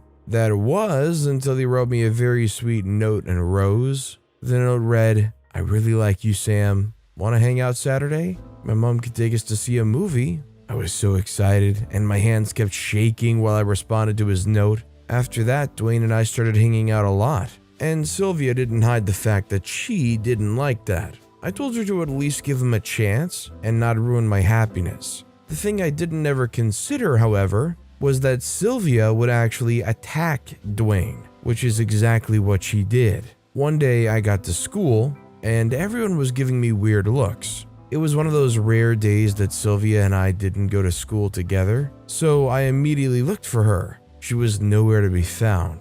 So I instead asked another friend what was up. Reluctantly, he told me that a rumor had started making the rounds that Dwayne had a collection of frogs and lizards that he ate raw. From concerned to disgusted, I looked for Dwayne too, but he was also nowhere to be found. I figured out immediately that this was Sylvia's way of breaking things up between Dwayne and I. I tried to reach out to him to explain things and apologize, but I didn't get to see him, even when I stalked his house. Her plan seemed to have had unforeseeable consequences too. Later, Dwayne and his family moved to Ohio. I was so mad at Sylvia. I didn't talk to her for weeks, but sure as day, she somehow convinced me that what she did was right for me. And then there was the cheerleading incident. The funny thing was that I wasn't even the one who came up with the rule, she was. She told me that they wouldn't try out for cheerleading. Something about how it was full of snubs and we were better than that. I honestly was interested, but I agreed anyways, only to see when the list had been posted that she had tried out and gotten in. When I confronted her about it, she said she had changed her mind about it and she could swear. She told me and I had assented to it. At that point, I started being more careful about letting her make decisions for me. We still remained best friends though. Years went on and eventually we went off to college. For the first time ever, we were going to be separated for an extended amount of time, because while I went and got admission at NYU, she had opted to go to California State University, Sacramento instead. We made a promise to always stay in touch and travel to see each other at least once. We kept this promise, and our friendship remained strong. During the holidays, we both went home and caught up on a lot. We would spend almost the entire time going out and doing fun things together. Things were good, and she even planned to move to New York after graduation, which was a swell idea in my opinion. At this point, I noticed she was a lot kinder. I thought she had outgrown being mean, and so I was freer with her. After she graduated, true to her word, she moved to New York and got a job at a cybersecurity firm. But after just a few months in New York, she said she had to move out of her apartment. Apparently, there'd been a leak from a sewage processing plant that had somehow gotten into the water. So I told her she could stay at my place till she found a new place, and so we became temporary roommates. And then I met Dwayne again. I could barely believe it. I was a bit worried that he would blame me for what happened and he wouldn't want to talk to me. Surprisingly, he not only seemed to understand that it wasn't my fault, but he was actually really excited to see me. We hit it off again, and soon it seemed clear that we still had feelings for each other. So we decided to give it a shot and see where it'd go. We started dating again. Now, while I trusted that Sylvia wasn't mean anymore, I still was cautious about letting her know that I was seeing Dwayne again, so I kept it secret for weeks. It ate me up inside to keep it from her, but I needed to be certain that if Dwayne and I were going to be together, she won't be a problem. One day, I asked her if she still remembered Dwayne. She went, "The guy in 7th grade you almost dated?" Yeah. So I asked what she'd think if we had reunited and started talking again, and she shocked me, but in a positive way. She said that would be awesome, and she was sorry about what she did back when we were young. She claimed it was just silliness, and then she'd asked if I really had reconnected with Dwayne, so I said yes. At that point, I'd been itching to tell her all about it, so I just let it all spill. She seemed excited for me, and I was glad. After that, Dwayne and I, sometimes her too, hung out a lot. In fact, as I got my dream job as the chief marketing officer at one of New York's top tech firms, they both set up a pretty amazing party with a few of my closest friends to celebrate it. Sylvia and I moved into a much bigger, much nicer apartment, even though I spent more time at Dwayne's place. Dwayne and I's relationship became very serious and fast, and within a year, he proposed. I said yes. Then began the arduous task of planning a wedding. Thankfully, I had Sylvia there, and we got through a lot of planning together. My parents were quite excited, and understandably so. I swear, I've never seen my dad as interested in anything.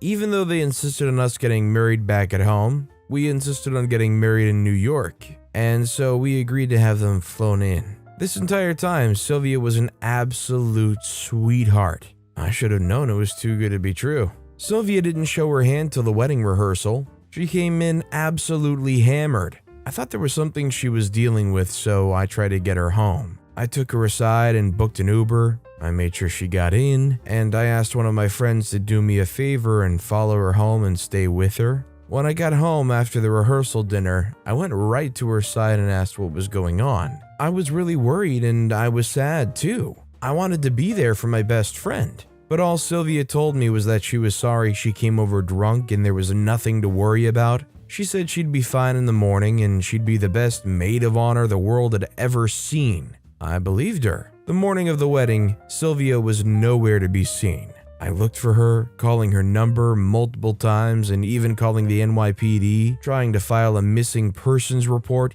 even though I knew they won't let me file till she was missing for at least 24 hours. I almost called the wedding off to look for her, but Sylvia's mom told me to go ahead with the wedding. She was certain that she'd turn up soon enough, and that she and one of her brothers said they'd look for her and let me know the moment she turned up.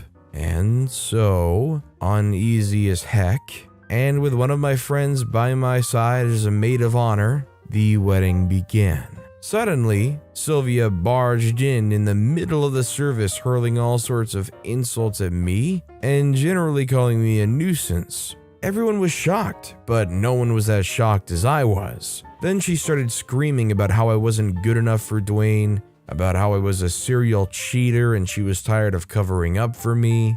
I was so petrified, I was fixated on the spot. Dwayne and his best man tried to intervene, but she carried on. After that, I barely remember what happened. I remember being in my parents' room and then being in the ER. When I came to, Dwayne was the first face I saw. I asked what happened. He explained that Sylvia had made a pretty elaborate scheme in an attempt to ruin my life. She had doctored screenshots of chats to prove that I was cheating, but it had been quickly disproven. I asked where she was. He said he didn't know. The hospital insisted that I stay in for at least another day so they could observe me, which gave me another day to plot revenge. Sylvia was finally going to get what was coming to her. When I got back to the apartment, all of Sylvia's things were gone. I immediately started implementing my plan. I knew she couldn't go too far away because of her work. I also knew she'd probably have alerted security at her office to be on the lookout for me.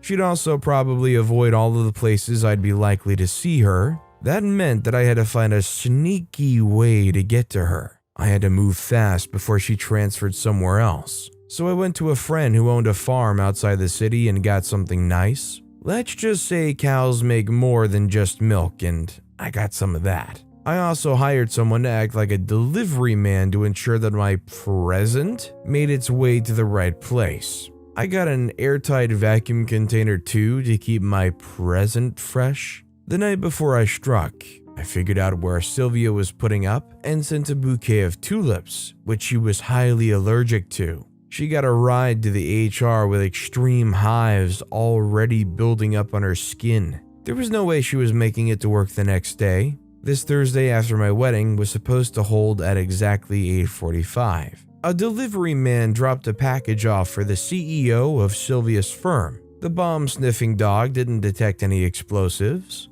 so it got sent right up to the CEO's office. At 10:54, the CEO walked into his office, and amongst other things, she saw the box neatly wrapped up. When confronted, when he opened it up, he was greeted by a large pile of cow manure and a little note that read, "Thought this would be a nice way to tell you how much you stink. Love, Sylvia. P.S. Your son is ugly as hell. Guess the apple doesn't fall too far from the tree." It was a long shot, but somehow it worked. By the end of the day, Sylvia was put out of a job. For the influence her boss has, I also doubt she'll be getting a job in the industry ever. I heard that when she heard what happened, she almost had a stroke and had to be heavily sedated. I know that she knows it was just me, so I sent a little note simply saying, "This isn't over yet." I don't plan to do any more. Really, I just want her to always look over her shoulder for the rest of her life. So that's the story of how I got my ex-best friend fired from her job and traumatized for her life. Do I regret it? Absolutely not. Would I do it again? Yes. Is this the kind of thing that you're traumatized forever and always looking over your shoulder? Like getting cow poop sent to your boss? I mean, it worked out, but I don't know if most people would be like constantly looking over their shoulder. I ruined my mom's friend's life, and I don't regret it. Ever since I was a little girl, Aunt Amelia had always been a thorn in my side. She was one of my mom's closest friends, and she lived next door to us, so there was no escaping her at all. I remember always hiding in my room every time she came over as a child, even as little as 10 years old. What was my issue with her? Well, for one, Aunt Amelia for some reason just couldn't keep her mouth shut. What was worse was that she never had anything good to say about anything or anyone. She would complain about people's weights, height, fashion choices, hair, dog breed, and even the fact that they seemed happy. Why my mom liked having someone like that around, especially around her children, was and is still a mystery to me. Now, I would have been content with just avoiding her, but for some reason she seemed to figure out my dislike of her, and she made it her life's mission to do all she could in her power to upset and rile me up. It was straight up targeted harassment. Now, I'm a very reserved person. I rarely talk, and I've mastered the art of one-word answers. I also hate confrontations as they make me extremely anxious. So when Aunt Amelia starts talking smack about me, like how I look overfed and should cut down on eating, or how children my age were already doing great things and I should try to challenge myself, never mind the fact that her own sons were bullies who did nothing but shoplift and smoke blunts at the junkyard, I would just smile uncomfortably and try to get out of the situation. A few times, I tried to talk to my mom about how disrespectful her friend was. Unfortunately, she just couldn't see it, and instead advised me to keep my distance if I didn't feel comfortable. And so I dealt with Aunt Amelia's bullying for years without any serious confrontation. And then, one day in my senior year of high school, something absolutely ridiculous happened. I, like almost everyone else in my class, was very concerned about getting admission into college. I had applied to a few colleges within and outside New Orleans, hoping that my stellar record in extracurricular activities would help get me into one of America's top universities. Apparently, the thought of me going to college was something Aunt Amelia just could not take, so she tried to sabotage it. One day, a rumor started going around that someone had one day broken into school at night and stolen the principal's prized baseball signed by Ryan Braun from his office. The vandal had also allegedly tampered with the school's records, stealing some documents. The whole school was buzzing with the news. Many people had their suspicions, and more than just a few people, including me, suspected that it had been Andrew and his gang. Andrew was Aunt Amelia's son, and unfortunately we were in the same class. In case you're wondering, yes, my dislike of Aunt Amelia extended to Andrew. He was just so sly and mean. The issue of the stolen baseball was so serious that we had an assembly, which was rare to have in school, and he threatened that if the vandal was caught, he would punish them to the full extent of his power. About a week passed before something happened. The something was walking home from school to see police officers just outside our home. My parents were talking to a bulky police officer on the driveway. Them both being home from work at this time was not a good sign at all.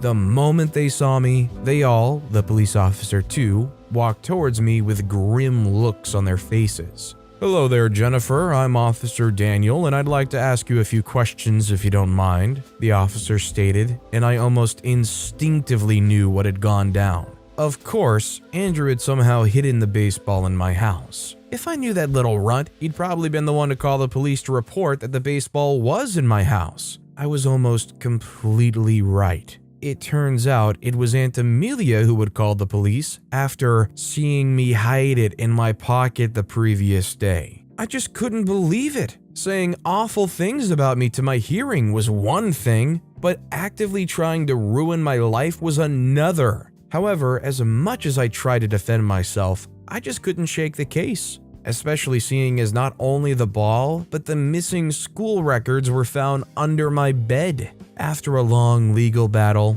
a change of schools, and constant whispers from people, I was given a 30-day community service sentence, mostly because this was a first-time offense. It went on my permanent record, ruining any chance I had to get into an Ivy League school. At that point, I was done with Aunt Amelia. I told my mom I knew she and her son had been responsible somehow, and if she wasn't going to cut her off, I couldn't talk to her anymore. My mother chose her friend, and so I moved out to live with my grandparents. Thankfully, I got into a college where I studied accounting, and after I graduated, I moved to Chicago. This entire time, I rarely spoke to my parents. In Chicago, I got a job as a financial analyst, and I was pretty good at it. I was so good that in just a few years, I rapidly rose through the organization's hierarchy, and then I met my husband, Tony. Tony was an absolute sweetheart and was very supportive, and we fell in love almost immediately. We dated for a year, and then he proposed. I said yes, and we started planning our wedding.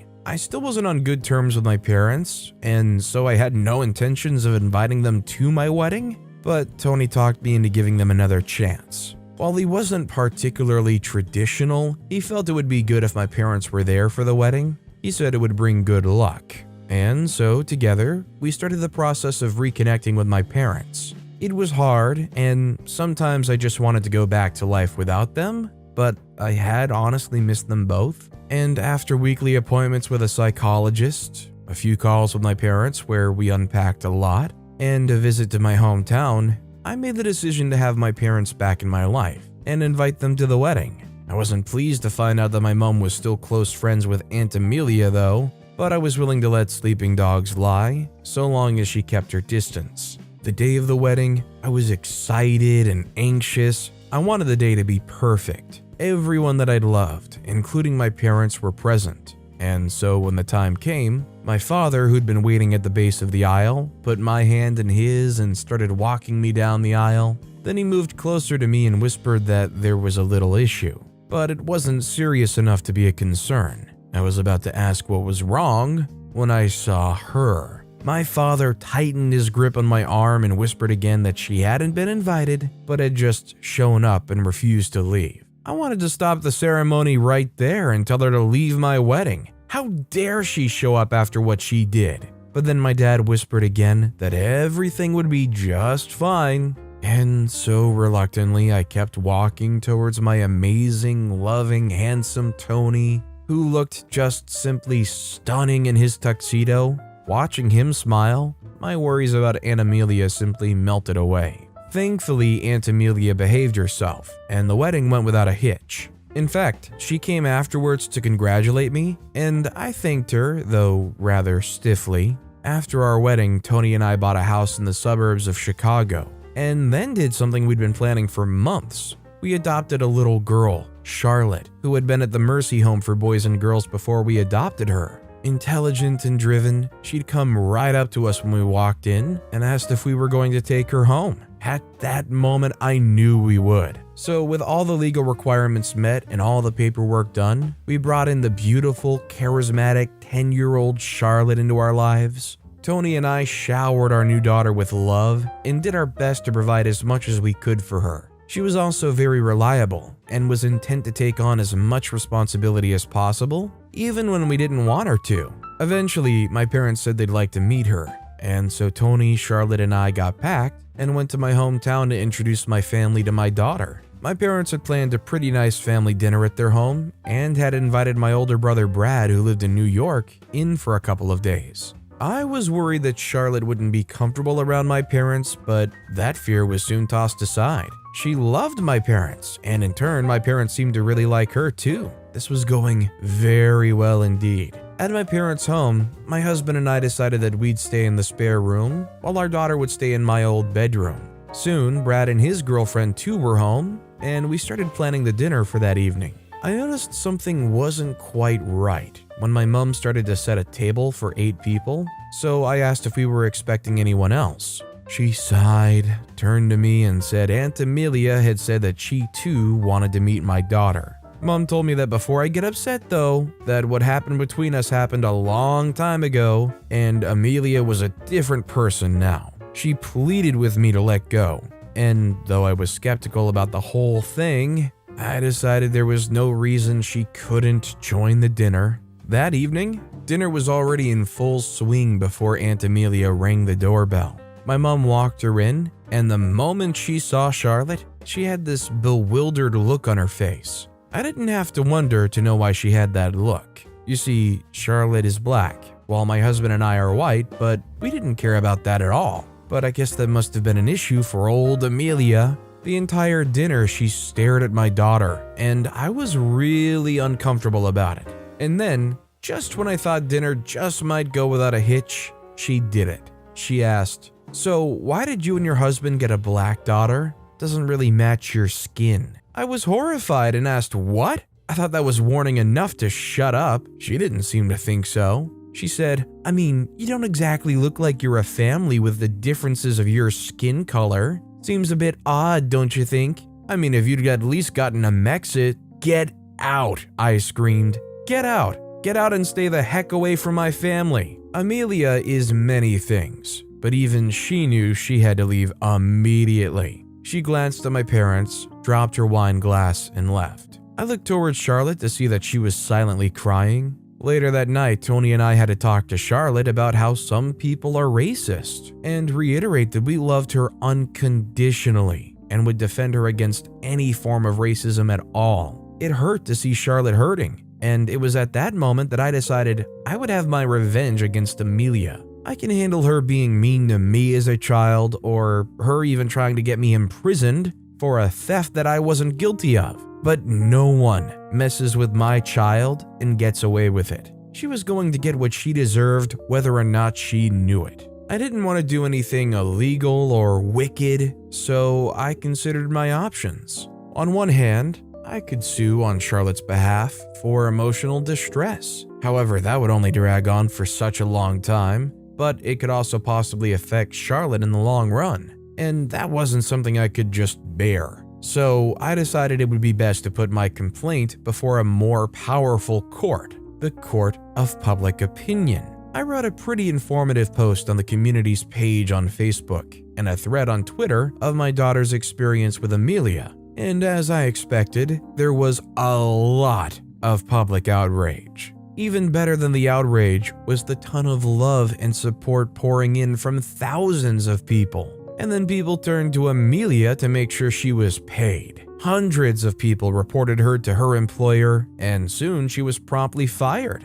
She was also banned from businesses around and scorned by people everywhere she went. It was also a coincidence that the IRS had been investigating her, and the dust that was raised from the public backlash gave them the edge to be more assertive in pursuing their case against her. Eventually, she was arrested for tax fraud. After a few months of trial, was sentenced to 5 years in prison and a $100,000 fine. I heard about these things through my dad as we returned to Chicago shortly after I made those posts. My parents seemed to think that I did too much, but I told them I had in fact not done enough. I wasn't going to make the same mistakes as my parents and excuse an awful person. As for Charlotte, she's fine now and she's thankfully gotten over the whole incident. She knows that she is and she always will be a part of my family, no matter what anyone says, even if she's green and I'm purple. So there it is, my story of how I ruined my mom's friend's life. I'd do it again for my daughter if I had to, and I'm really glad Aunt Amelia got what she deserved. And my only regret is that I didn't do something sooner. This next story is how I got back at my friend years after we parted ways. Growing up, I was severely obese, and all the kids made fun of me for it. Kids are so mean, my goodness. It was torture having to live my life like that. In middle school, my parents took me to a dietitian who helped me with my unhealthy eating habits. I lost a healthy amount of fat from walking my dog and eating right, but I was still a bit big. My weight still bothered my mom. She would yell at me when I tried to eat snacks, make fun of my weight, and swear that I'm never going to get a boy to look at me if I kept my bad eating habits up. My mom didn't like me. I had no doubts that she loved me, but she just did not like me for being fat, and she blamed me for it. If you could just stop stuffing all those donuts in your mouth, maybe stop eating all that candy, she would say. I didn't have any friends in school because of how I looked. There were kids I could have been friends with, but I was way too cool for them. All those kids wanted to do was fawn over the popular kids, gossip about them, and hate them while wishing they were in their shoes, or that they had access to these kids. I didn't want to be friends with people like that. I wanted my group of people who genuinely loved themselves and had some self-respect and were content with who they were whenever they were geeks, fat, small, or didn't have sick cars and the nicest clothes. Granted, my confidence wasn't so big at the time. I was insecure about my body, but I was quite the confident kid, at least for someone my age who was obese. I believed greatly in myself.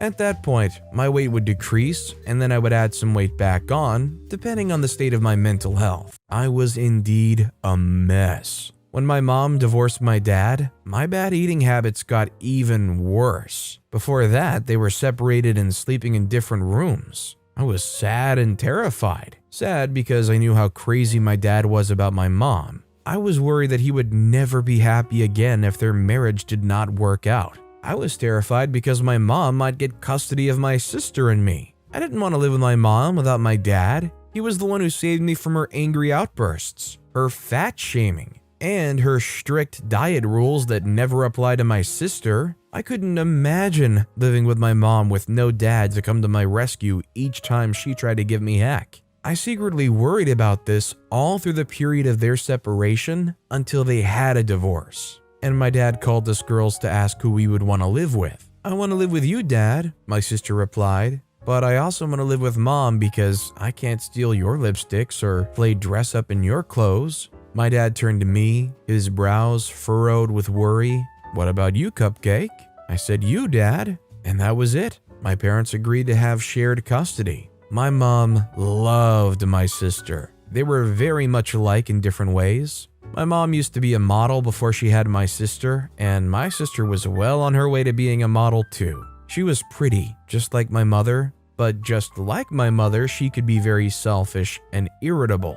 They got along well until they didn't. When that happens, my sister would run back from our mom's to our dad's home. Whenever my dad wasn't letting her attend all the late night parties she wanted to go to, she would run home to my mom. My parents used to have lots of arguments about how my mom would let my sister attend even college parties. My dad didn't like it, and my mom knew, so she allowed my sister to attend these parties, even lending her clothes and doing her makeup just to spite my dad. I guess it's safe to say that my sister enjoyed the best of both worlds. She ran to my dad's house for the benefits and would ring my mom to pick her up whenever she felt my dad was being strict. I, on the other hand, didn't have that much privilege. I hardly went to my mom's. I avoided her house. She didn't seem to care so much about my absence either. I was mostly on my own. My dad could only spend so much time with me. He started dating someone. I was excited about this, but that cut out some of our daddy-daughter time. He had to work with and socialize, and I was just there with my books and plants. One day, I was outside buying ice cream from a truck for me and my little cousin whose parents were visiting when I saw a very handsome boy walking into the house next to ours. That was how I developed my first serious crush on my neighbor. He was super cute, had light brown hair, and wore glasses. You know how people often assume that any kid who wore glasses was a dork? Well, he didn't look dorky at all. He was cute and well built. Behind his eyeglasses were beautiful eyes. He came out again and was speaking to his mom while I watched. His mom spotted me and nodded towards me. I was embarrassed and tried to look away, but the boy turned and waved at me. I smiled and waved back. That was the beginning of a friendship that came to mean a lot to me. We became quite close and hung out together after school. For a full year, he would visit me in my house, and I would go over to his house too. We would read books together and did appraisals of the books after. His dad had a library full of books, so we would sneak in and read the books together. We had so much fun together, and I barely thought of my inexistent relationship with my mother or how I had a great dislike for my sister. We talked about the popular people in our schools, and he complained about them being too shallow and how a girl in his class was reading her essay to the class and pronounced island as Eastland. I remember us having a good laugh about that. I just don't understand how she was able to write and use it well in a sentence, but cannot pronounce it properly, he said after we had a good laugh. Well, it could be that she didn't write it, I offered. He said, no way, are you saying she paid someone to do the work for her? I said it doesn't have to be an actual monetary payment. A girl in my school has guys who liked her, just doing stuff like that for her. He said, she has to be really hot because there is no way I'm doing that for a girl who is not steaming. It was the first time I would hear him talk about a girl like that. Prior to that, I just never thought he would even consider a girl hot. I felt bad because I knew I wasn't hot. I just figured he would like me for my brains and our intense connection in chemistry. I also felt jealous because the girl in my school was indeed very hot. The next year, my friend transferred to our school and the game changed. He was handsome and new, so naturally he had lots of admirers in the school. All the girls liked him, but he had his eyes on someone else. The hottie who got guys to do her homework. It was torture listening to him talk about her hair, her lips, her eyes, how crazy he was about her. He even wrote poems for her and would have me read them to see if it was good before passing them on to her. I was insanely jealous, not just because I had feelings for him, but also because I felt like I was losing my only friend in the world. I comforted myself with the fact that she would never date him. He was cute and all, but he was also a nerdy guy. He wasn't an athlete, and she was known to only date athletes. One day, I decided to let him know how I felt about him. We were in his dad's library as usual. I was reading a novel and he was working on a math puzzle. I wrote, "I love you, I always have," on a small piece of paper and dropped it on the note he was working with. He picked it up, read it, and looked up at me. I went back to my novel and felt his arms around my neck. I turned around and he kissed me. I felt very special. In the weeks after that, we hung out as usual, but we would kiss in between reading or whatever else we were doing. One night, when it was just him and his brother in the house, we snuck up to his bedroom and you know what? We kept hanging out and doing those things until one day I realized that we didn't have a defined relationship. I had told him that I loved him, but he never said the same to me or even that he liked me. I didn't think about it too much until I borrowed a book from him and saw a small note in it. The popular girl in school had replied to a love note from him. She told him she thought he was cute and agreed to go out with him on Friday evening. I felt embarrassed and stupid. I remember running to my sister's room and begging her to drive me around. I wanted to see where he had taken her. I went to all his favorite cafes and restaurants. I even went to the cinema, but I didn't see him. As we drove back home, I saw him pull up in front of his house with her riding shotgun. I nearly jumped out of my sister's car and walked up to them. "What's going on here?" I asked when I got to the car. They were both still in the car. "What?" he asked, looking at me like I had horns on my head. I said, "Are you cheating on me? Are you going out with her?" He said, "Whoa, what do you mean by cheating? Is this a joke? We're not even dating. You're joking, right?" "I thought you said nothing was going on and she was obsessed with you," she asked him, looking at me sympathetically. He shifted uncomfortably in the driver's seat. "Listen, nothing's going on between me and her, okay? I didn't wait to hear what he said. I walked away and never allowed him to utter even a word to me again. He came to my house many times, but my sister yelled at him and once threatened to call the police the next time he showed up at the door. Luckily, my sister was there for me all through that period. She took care of me and allowed me to cry on her shoulder whenever I returned from school and saw the two of them together, kissing and having a good time. Fast forward to 6 years later, I met my friend at a writers' conference. I had worked on my eating habits and was looking just as hot as my mother and sister. It was amazing. I'd heard from my sister years before that he got married to the popular girl from school. He got her pregnant and they got married just before she started showing. My sister loved gossip and always had the hot gist. He could barely recognize me when he saw me. He stared at me for so long before finally coming to me and calling me by my full name. "That's correct," I said, grinning at him and already hatching my revenge plan. Yes, I was that vengeful. I hated to be taken for a fool, and that was exactly what he took me for. I wanted to do something, empty a bottle of wine on his nice tux, anything. We got talking, and he talked about everything that happened between us, but I played it cool and was civil. "My room's on the second floor if you want to hang out later tonight, or maybe need company later," he said with a wink. "It'll be like old times," he added. Old times? I don't want it to be like old times. Old times were bad times for me. I couldn't believe he still thought he had some sort of effect on me, and he was going to cheat on his wife. I returned to my hotel room that night and told my sister all that had transpired. She was pissed. "We need to tell his wife," I said to her. She said, "No, that would do nothing, trust me." I said, "It won't?" She said, "Honey, not a lot of women will up and leave their marriage or anything because someone their husband dumped in the past claimed he propositioned her for sex." I winced when she said dumped and felt more rage. On the second day of the conference, he came over and sat beside me, trying to bring up deep topics I liked. It was all so fake that I started wondering if he'd always faked it. On the last day, I took up his offer to come to his hotel room. He was excited and I pretended to be too. I made him order the most expensive wine on the hotel's menu and great food too when we went down to the restaurant to grab dinner. After dinner, he tried getting me to go up with him, but I wasn't ready yet. I asked that we visit the hotel's bar, and he agreed. I made sure he had a lot to drink before we returned to his room. It was very late at the time, so I figured he'd sleep up as soon as we got up. We made out for a bit, and then I told him I needed to use the bathroom. I came out of the bathroom to meet him on the bed, already passed out and even snoring. I got to work immediately. Took his suitcase, his shoes, they looked expensive and new, his wristwatch, and the hotel's telephone. I returned to my room and left the telephone in my room. Barely 2 hours after, I checked out of the hotel with his stuff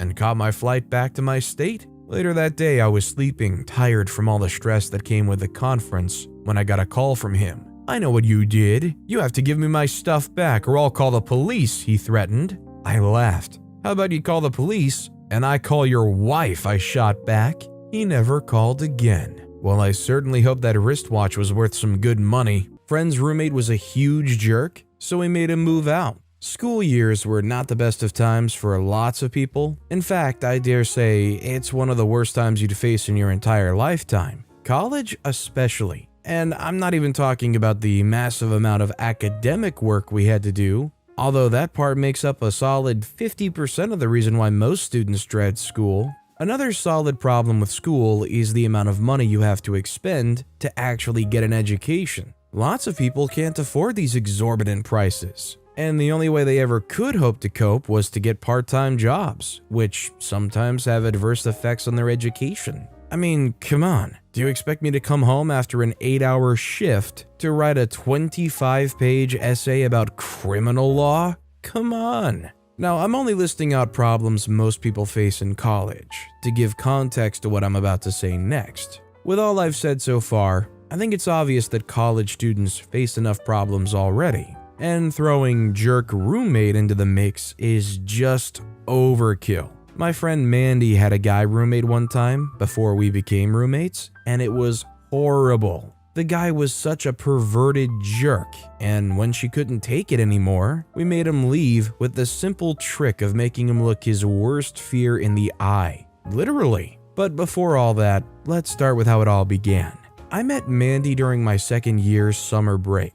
I was a medicine student, and after a year buried in schoolwork, I needed time to recalibrate myself and just chill. So when my roommate Dylan, a final year student of literature, invited me to his parents' beach house in California, against all odds, I said yes. I've never been to a beach house party up to that point. As a kid born and bred in Minnesota, my idea of a fun afternoon was cuddling up in my bedroom and watching Viking Super Bowl reruns while chowing down a bucket of hot wings. Anyways, we drove to California, and that first night, we just stayed in, playing some video games and chatting. The next day, we attended a house party hosted by my roommate's childhood friend Rick. We got there, and as soon as my roommate saw his British accented friend, he turned into a whole nother person, and he too started to speak with a British accent. It was really fun to watch. Eventually, I had to step out for a while. I didn't have a long-lasting social battery,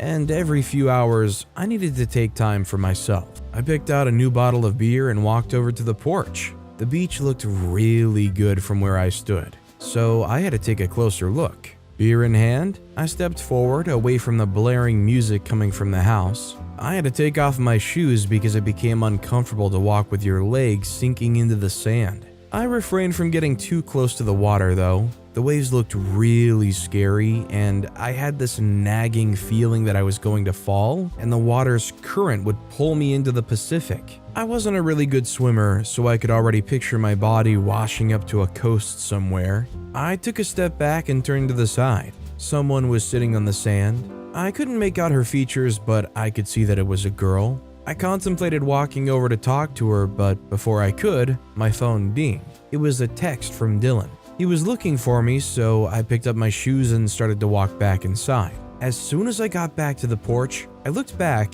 and saw that the girl at the shore was coming up behind me. She was also walking back into the house. I smiled politely at her and walked in to find my friend. I met up with them in the kitchen, and for some reason they looked really excited. I could tell that they were high on something. They passed me a plastic cup and told me to try the cocktail. I looked into the cup. It contained a bluish liquid, and I knew at once that I wasn't gonna drink it. There needed to be at least one not-so-drunk guy to drive back to Dylan's beach house. Before I could reject the drink, someone bumped into me from the side, making me stagger and spill my drink at the person who happened to be beside me. It was the same girl from the beach shore. She had on a white top, and I had completely ruined it. I apologized quickly and started to look for a napkin to wipe off the liquid that was dripping from the edge of her shoulder. I couldn't find one, so I offered to give her my shirt, which she declined. I also offered to pay for the top, but she refused that too. She put her bottle of beer on the counter and walked out of the house. I felt really bad because I could tell that she was mad. It wasn't my fault, but still it was annoying that there was nothing I could do about it. A few days later though, I had to run to a convenience store to get some batteries for the TV remote. To my surprise, the cashier of the convenience store was the same girl on whom I had spilled my drink a few days ago. She didn't remember me at first, but when I explained the drink incident, she laughed and nodded. I apologized once again, but she waved me off. She told me it wasn't my fault and she was sorry she made a big deal out of it. She explained that she was having a really bad day that day, and her ruined top just pushed her off the edge. Then I got the batteries I wanted and went back to the beach house. I spent 2 weeks in California before going back to spend the rest of the holiday with my parents. After 6 weeks in California, I went back to college. I had a few free days before the lectures started, and while Dylan wanted to spend that time in all the frat parties on campus, I wanted to chill at home. I had a new TV series I wanted to finish before school resumed, so that evening, I went to the convenience store close to campus, and to my surprise, I saw the same girl I bumped into in California in the store. I walked up to her to say hello, and she was also as surprised to see me. She explained that her mom stays in California, so she takes summer jobs there whenever she's on holiday. She worked at the store in school whenever it was in session. I found that really interesting because I kind of wondered how people balance schoolwork with part-time jobs. As a vet medicine major, I hardly found time to do mundane things like laundry and video games. So it's hard to imagine that other people work every day after lectures. When I asked her about it, she laughed it off and explained that it was either that or squatting in a friend's apartment. We talked for a while and then I turned to leave. Just before I left the store, it dawned on me that I didn't know her name. I walked back to her and properly introduced myself. She also introduced herself. Her name was Mandy. I collected her number and asked her when she was going to be free and if she wanted to hang out. She said sure, and she gets the weekend off. I said okay and walked out of the store and to my apartment. That night, Dylan came home and I told him all about her. That dude was all like, "Yo, that girl sounds great, you should date her." I said no because I wasn't looking for romance at the time. I had just gotten out of a year-long relationship and I was taking time to focus on school. Anyways, we met up on a Saturday and talked over froyo. She was an econ major. She wanted to go to music school and become a pro violinist, but that didn't work out. She was too scared to take the risk, so she stayed with what was safe, a business career. I totally understood and respected that. Sometimes people need to live in reality. Not everyone gets to follow their dreams, and that's okay. Mine was even more embarrassing. I wanted to be an astronaut. Up until the time I got to the sophomore year of high school,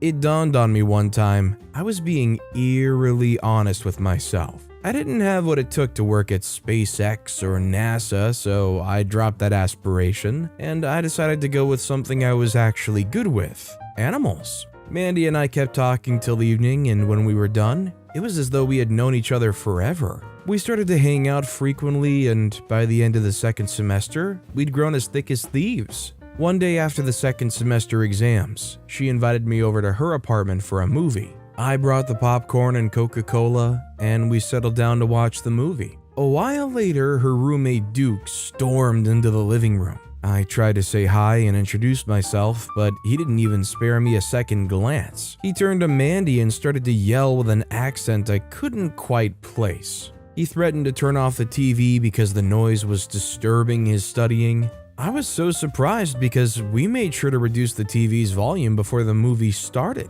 We practically had to strain our ears to listen. Mandy apologized, and then she decided that we should use her laptop to see the movie in her room. Duke flashed me a cold stare, then he told Mandy to stay in the living room and that he was no longer studying anyways. Then he walked back into his room and shut the door. I asked Mandy what that was all about, and she explained that Duke hated it when she brought people home, especially boys. He had asked her out once when they first moved in together, but she refused. Since that time, he had been less than unpleasant with her, always complaining about whatever she did. One time, she came home to see that he had thrown out all of her milk-based products just because he was lactose intolerant. One time, he walked into her bathroom just before she got into the shower. His excuse? She was using too much hot water. I was shocked by everything she had been facing.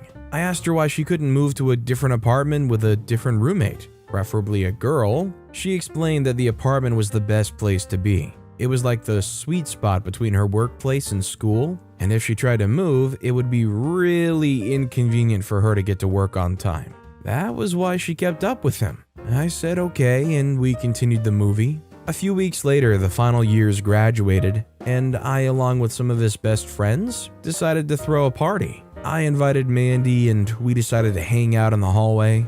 I could tell that she was pissed off about something, so I asked her what was wrong. She explained that she had a problem with her roommate again. She fell ill the day before, so her manager allowed her close early. She got home, only to find her roommate Duke sitting in the living room, butt naked. But that wasn't the craziest part. He had one pair of her underwear in hand, and he was going to town with it. What? I couldn't believe what I was hearing. It sounded so unbelievable, but Mandy swore that it happened exactly as she said, and I believed her. She knew she couldn't stay with him anymore, so she was planning to move out. I told her there must be another way. Dylan, my roommate, had graduated, so he was going to move out. I was also in need of a roommate. Mandy asked if she could move into Dylan's room, but I had other ideas. As she said, the apartment was closer to school and her workplace, and it wouldn't be easy for her to move around from my apartment to school and work. So instead, I decided that instead of her moving into my apartment, I should move into hers. Mandy told me that was impossible because Duke still lived there. I turned to her and told her that maybe it was high time he moved out. Mandy didn't understand what I meant, so I explained to her that instead of her leaving the apartment, we could force him to leave. We sat back for the next 30 minutes trying to brainstorm ways to get Duke to leave on his own. 8 bad ideas later, Mandy blurted out that if only she could get her hands on some snakes. I turned to her and asked why she said so. She told me he had an acute fear of snakes. He mentioned it the first time they moved in together. They were still kind of friends then, well, before he revealed his true colors. Anyway, Mandy waved me off, saying the plan's impossible because we couldn't get harmless snakes. I quickly reminded her that I was a vet medicine major. I knew people who could get me any type of animal. I told her to leave it to me. I reached out to a few friends, and in 3 days, I was knocking on Mandy's apartment with a backpack carrying 1 non-venomous water snake. We went over the plan one more time and waited in Mandy's room until Duke got back from wherever he went. We waited until he was in his room, then we waited some more till we were sure he was asleep. Then we crept into his room, opened the backpack, releasing the snake on his bed. We walked out and closed the door. Then I went back to my hostel, but not before making Mandy promise to call me as soon as something happened. The next day, I woke up with 13 missed calls from Mandy. I called her back, and she told me that the showdown happened less than 2 hours after I left. She heard Duke yell in terror from her room and she rushed over, pretending to not know anything about it. Duke hurried out of that room that second and ran out of the house. He hadn't returned all that time. A few days later, Duke called Mandy to help mail him his luggage. He wasn't interested in staying in the apartment any longer, which was a win. We contemplated sending a snake to him inside his bag, but we decided not to because that would just be cruel for the poor snake. I moved in a week later, and I got to say, it was fun. I can imagine why it would be fun for OP after moving in there. I'm just glad for Mandy's sake that this guy is gone and out of the picture. Our next story is, I made my ex-girlfriend turned boss pay. If I'd been able to look through a crystal ball and see that the events that would take place after meeting Ella, I definitely would not have chosen to talk to her that day in the bar. However, at that moment, I was a little tipsy and she caught my eye. So I told my friends I was going across the bar to the counter to talk to the lady wearing the red scarf. While they whooped and cheered, I got up and walked to her, confident that I could at least get her number. The moment she noticed me coming over though, that confidence quickly sunk. She had this piercing gaze that made me very anxious. It was like she was searching, trying to gauge me. It was like she was looking into my soul. Somehow, I managed to reach her and introduce myself. I said I'd noticed her from across the room and I was hoping to buy her a drink. She seemed completely unbothered and uninterested. At this point, I was thinking it probably would be a good idea to just walk away and count my losses, but then something changed and suddenly she was smiling. As piercing as her gaze was, it had nothing on her smile. It reached deep into you and tangled and mashed everything up, leaving you completely immobilized and speechless for a few seconds. At that moment, I wanted nothing more than to make her smile for as long as I lived. She pointed to the Donald Duck keychain on my belt loop and said that was pretty funny. When I finally regained the ability to speak, I told her I could get her one if she wanted, and then she laughed. That was it, I was completely gone. She introduced herself to me and we talked all through the night. Turns out we both worked in the same industry, and work was one of our common interests. Right before she left, I got her number. I texted almost immediately. She seemed to like the fact that I was goofy and playful. Soon we were talking almost constantly, and after a few dates, I asked her out and she said yes. In case it wasn't obvious, I was completely smitten by Ella. She remains perhaps the most beautiful woman I've ever seen.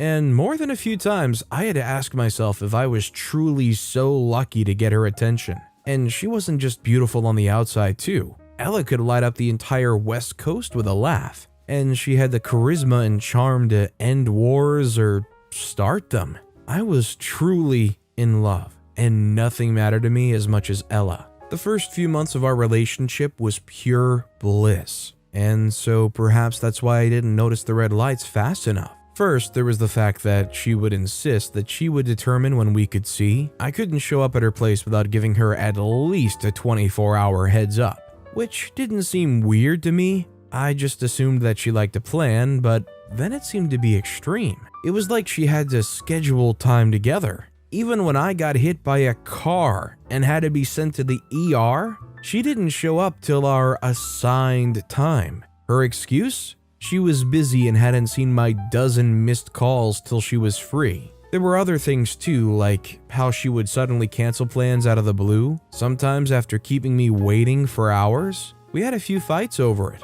but ultimately things seemed fine. I was mostly happy, and when she was with me, I had her full attention and affection. One day, about 8 months into our relationship, I asked her to move in with me. She told me she felt flattered with my request, but she couldn't move in with me. When I asked why, she said she was just too used to living alone. It was a little too soon for her to take a big step like that. Knowing my girlfriend well enough, I agreed that perhaps she needed a little more time. Later that week, I decided to surprise her at her apartment with flowers and a box of chocolates. And that was where I got the shock of my life. When I got to her apartment, the door was ajar. Afraid that she had been robbed, I went in, softly calling her name to find out if she was in. Her place didn't look robbed or trashed, but I saw clothes littering the floor, making a trail towards her bedroom. My heart sunk as I approached, scared of what I might see when I got to her room.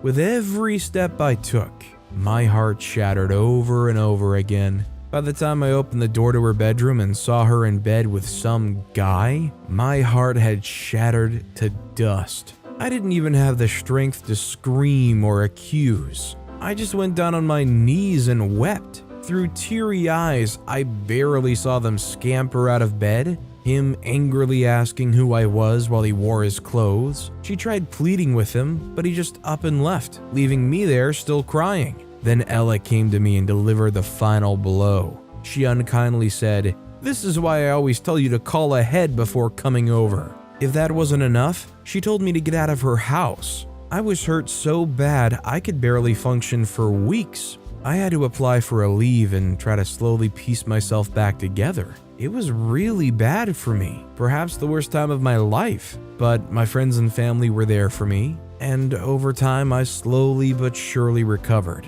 Soon I started going out again, I started to smile, and I got over Ella. It took me years to completely recover, but I did. I started dating again, I got engaged. I figured I'd probably never see Ella again, and if I did, I'd be totally fine. I was wrong. One day at work, we were informed that a new head of accounting had been brought into our organization. It was a role that I was hoping to get after the last manager had moved to a new company due to me not only being qualified enough for the role, but because of my experience with the company. Management had decided to bring in someone, however, and to be honest, I was a bit miffed about it. As you probably would have guessed by now, it turns out that my new boss was Ella. I was so shocked when she came in, I had to go to the bathroom to get myself together. No sooner had she resumed, she called me into her office to discuss my productivity. When I walked in, she was smirking and staring at me in that soul-piercing way again. She said it was good to see me again and was trying to be civil.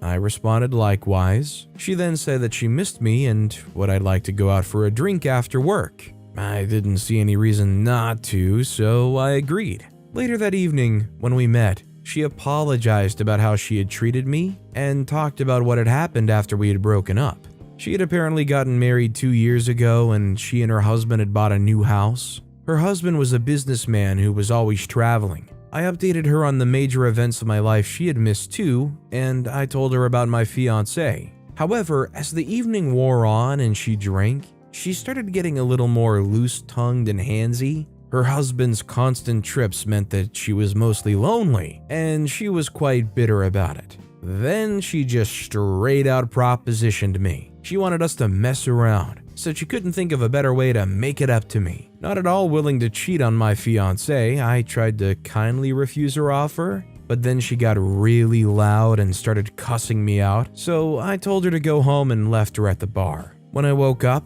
I saw that she had left me a message. All it said was, "You're going to regret this." Now I knew she was going to make my life as miserable as possible at work, but I underestimated just how far she would go. The morning after I rejected her offer, she was already waiting for me in my office. She made a big scene, calling me sloppy and saying that if my work ethic didn't improve, I was going to get fired. I tried to talk to her, but she had this steely look I had never seen on her face before. She said I'd have to review my work for the past year to her, no matter how long it took. Of course, this didn't excuse me from working on my current tasks. I was expected to do them both without error. For weeks after, I had to work overtime to keep up with work, surviving the entire day on coffee and inadequate sleep. I had discussed what was going on with Ella to my fiancée Christina, and she was furious. She advised me to report to HR that I'd been sexually assaulted and I was now being overworked. But I really didn't have a solid case of sexual assault against Ella, and I knew whatever case I tried to build would fail. We also considered me quitting, but I didn't really think that would be the best option for my employability, so I stuck with the second option. I looked for a new place to work. I applied to a few new places while going through the heck at the office with Ella. One day, she went too far. I got to the office and was immediately called by HR. I was a little confused as to why I was being summoned, and when I got there, I was shocked to be asked if I was responsible for an account on Twitter that had been tweeting racial and homophobic slurs. The account, which had been created a few weeks before, had my name and other info, and had so much of a mess that the company had been informed about it. I completely denied any knowledge of the account. They said they were investigating the issue, but at the moment I had to be placed on administrative leave to protect the image of the company. I was absolutely scared. If I lost this job this way, chances are I'd never be able to work in the industry again.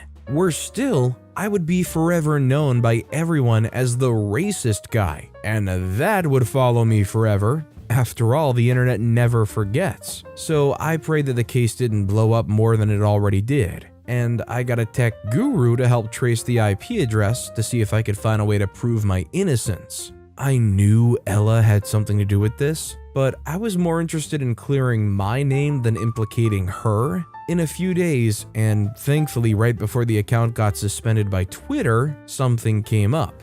Apparently, the account had been tweeting from the public Wi-Fi of a cafe on the other side of town, which just happens to be close to where Ella told me she lived. While I couldn't submit this as proof that Ella was responsible, it did help prove that I couldn't have been the one operating the account, and so I resumed work once again. However, that wasn't the end of it. Ella had gone too far, and now I was ready for revenge. One bright Wednesday afternoon, I called Ella and told her I'd like to see her after work. After work, I walked into her office and told her I was done fighting and I was ready to do what she wanted. She smiled evilly and said that things had changed, and so had the offer. She said she enjoyed watching me suffer, so she would carry on trying to ruin my life, but that she wanted to spend the weekend with her for old time's sake. I told her she was being unfair, but I would do it. As I walked out, she laughed and said she was having a lot of fun. What she didn't know was that her fun was about to end and mine was about to begin, as I had recorded the entire conversation we had. That weekend, I refused to show up to her house and ignored all of her calls. She sent many angry texts with threats, and I saved those as evidence too.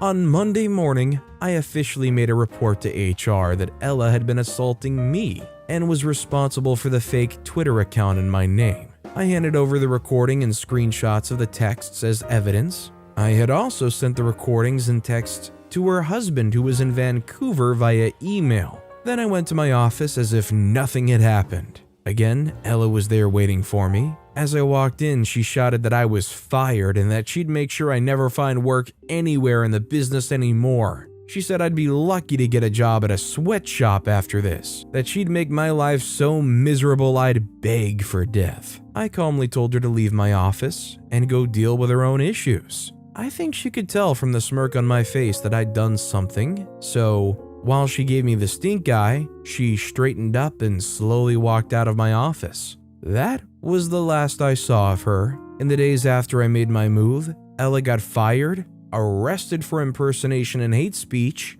and got kicked out of her home and served divorce papers by her husband, in that exact order. I also got another win by being her replacement as head of accounting. Maybe one day I'll go visit her in prison to say hello. So there it is, the story of how I made my ex regret messing with me. I think I made the right decision considering the circumstances. What do you think? I'd actually be very curious to know what you guys do think in the comments down below. How I got back at my twin sister for telling my fiancé that I was infertile. I believe that the best thing God did for me was make me look very different from my twin sister. My fraternal, thank God again, sister has all the attributes of a demon and has always been that way. She's been nothing short of a horrible sister to me, even though before I did what I did to her, I was a great sister to her. I was protective of her, I loved her, and I tried many times to establish a friendship with her, but all the while she saw me as some sort of competition for the love and affection of our parents.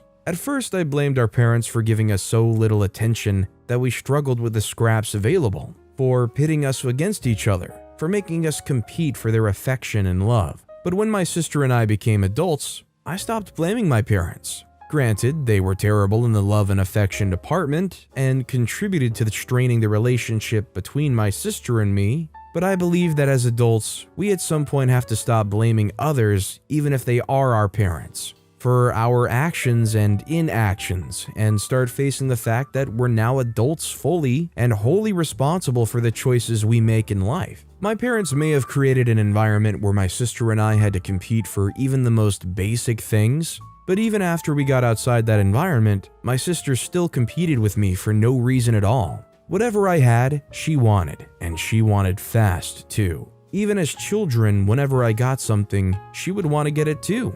Once, I wanted a very low haircut, and our parents permitted me to get one. My parents always had a lady come over to our house to cut our hair at the time. She came over and gave my sister her usual shoulder-length haircut.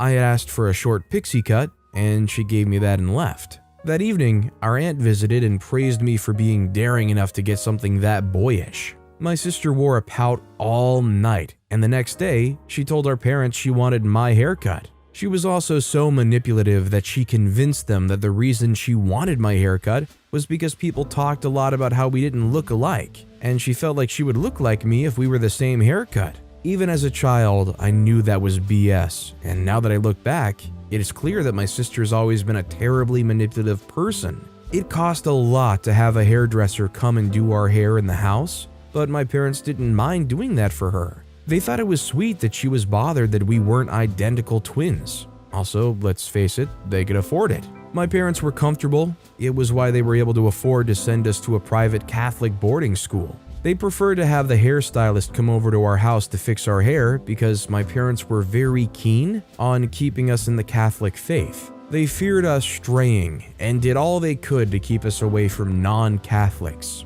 Hence the reason we attended a Catholic high school instead of attending a public high school. The hairstylist came over and gave my sister a haircut just like mine. After she left, my sister cried her eyes out. My mom was mad at her because apparently the hairstylist had warned that the exact haircut I had on would not look good on her given the shape of her head, but she insisted on getting mine. Well, it looked hideous on her, and while I looked gorgeous in my cute pixie cut, my twin sister looked hideous. While I had a heart-shaped face and it went with the pixie cut, my sister's face was round just like my mom's. The haircut didn't look as good on her as it did on me. My sister and I did not just not look alike, we were also very dissimilar in character. We had nearly nothing in common. While my sister was given to people-pleasing and was very obsessed with people liking her, I didn't care about that.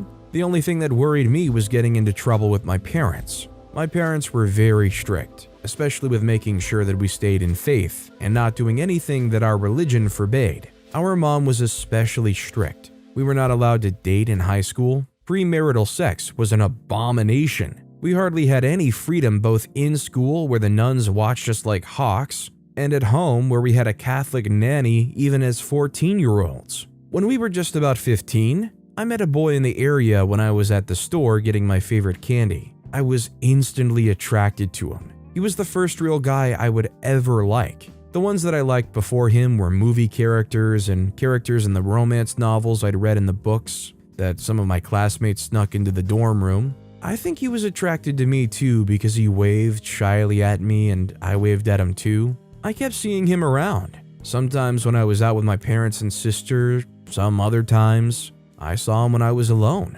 On the times where I was by myself, he would walk up to me and say hello. Once, he asked me to go out on a date with him. I was too embarrassed to tell him that we weren't allowed to date, so I told him that we weren't allowed to date non-Catholics. He nodded and I quickly told him we could be friends. Whenever my parents were out, and they went out a lot, I would go over to his house and we would talk about different stuff. He was curious about how life was in an all-girls school, and I told him about my school. One day we kissed. I wrote him a letter talking about it and telling him that I'd love to do it again. I planned to put it in an envelope and drop it in their mailbox later, but before I could do that, my sister found the letter on my bed. She took it to the kitchen, glued it to the fridge, and called my parents' attention to it. My parents were so mad at me that they made me write a letter breaking up with him. I did write it, and they drove me to his house and watched me put the letter in his mailbox. What they didn't know, however, was that I didn't drop the letter. I hid it in my coat and hurried back to the car. As we drove past his house, I threw the letter away. I never broke up with him, even though I knew he'd have wondered why I stopped sneaking into his home to see him. One day, I met him at the store and smiled at him, but he shot me a cold glance and looked away. I was very hurt. I went back home and cried into my pillow. I saw him another day when I was buying myself a smoothie in a shop he worked in. He saw me but looked away. That time, I wasn't sad anymore. I was mad at him. He had no right to treat me like that. I broke all of my parents' rules and snuck into his house many times. He was just being a jerk. I walked up to him and confronted him about his behavior. We went back and forth for a while, and then I realized that my sister had put a letter in his mailbox, calling him names and warning him to stay away from me. She didn't just do that, she pretended to be me while at it. I was mad at her, but I couldn't confront her because she would tell my parents, and they would know I've been speaking to him. I apologized to him and he accepted my apology, but we couldn't be together anymore. He said his mom read the letter and was horrified. Years later in college, my sister had ended a pregnancy and there were serious complications. She was too ashamed to go to a proper clinic and get a proper procedure because she was a big part of the anti-abortion group formed by the school's Catholic fellowship. She took random drugs and it resulted in severe complications. She couldn't call her judgmental Catholic friends for help, so she called me. I took her to the hospital and stayed with her while she got treatment. The drugs were not appropriate for a pregnancy that was as advanced as hers, so they ruined her womb, and the doctor told her that her chances of having a child were slim. After the whole process, she recovered and went off with her friends. I didn't care because I knew she was like that. She only reached out when she needed me, and then she stopped speaking to me after. Of course, I kept her secret, even though I knew if I were in her shoes, she'd tell my parents and maybe even her friends. I understood how selfish and manipulative she was, but I did not realize the full extent of her wickedness until I got engaged 2 years after her pregnancy ending. I had met a fine young Catholic guy. He was a teaching assistant in school, and we loved each other. He was very devoted to church and the Catholic faith, and I admired that about him, even though I wasn't very interested in church. He was the sort of guy that my parents would love, so I kept going out with him. Since he was Catholic, he was very much against premarital sex and was determined to be celibate. I wanted to do that too, but since I'd already hooked up with my ex, it was hard being with someone I couldn't hook up with. One day, he came up with a solution to our no-sex problem: marriage. I was not sure that hooking up was enough reason to get married, and we'd only been together for 4 months, but I agreed. It would make my parents happy after all. It had always been their dream to have us marry as virgins who would then marry Catholic men and have many Catholic babies. For once, I wanted to be the girl who obeyed her parents. I wanted my parents to be proud of me too. I took my new fiancé home to see my parents, and they were very proud, just as I'd expected. My mom hugged me and stared at my fiancé in admiration. I knew she was probably thinking about how I made a good choice, since he was very handsome. My sister was smiling and all that, but I just felt she was secretly jealous of all the attention I was getting. Despite that, I didn't think that she could try in any way to sabotage what I had with him. A month later, while we were still preparing for our wedding that was to happen after I was done with my final exams, my fiancé suddenly stopped taking my calls. He stopped replying to my texts too. He also resigned from his job as a teaching assistant and just ghosted me. I was beyond hurt, but I channeled all of my hurt into studying for my final exams. I did well and moved in with my best friend because I couldn't handle going home. I knew my mom would somehow blame me for being ghosted. I tried very hard to move on from him, and I was just getting back on my feet when he reached out to me. I refused to speak to him, but my best friend was so mad, she confronted him about what he had done. He then told her that my twin sister had told him that I was infertile. She told him that I'd had an abortion and the doctor had said that my chances of having a biological child were very slim. My sister basically told my fiancé what the doctor had told her. I was shocked. In her usual manner, she had pretended to be looking out for him. He told everyone, and she wanted him to know that I may not be able to give that to him.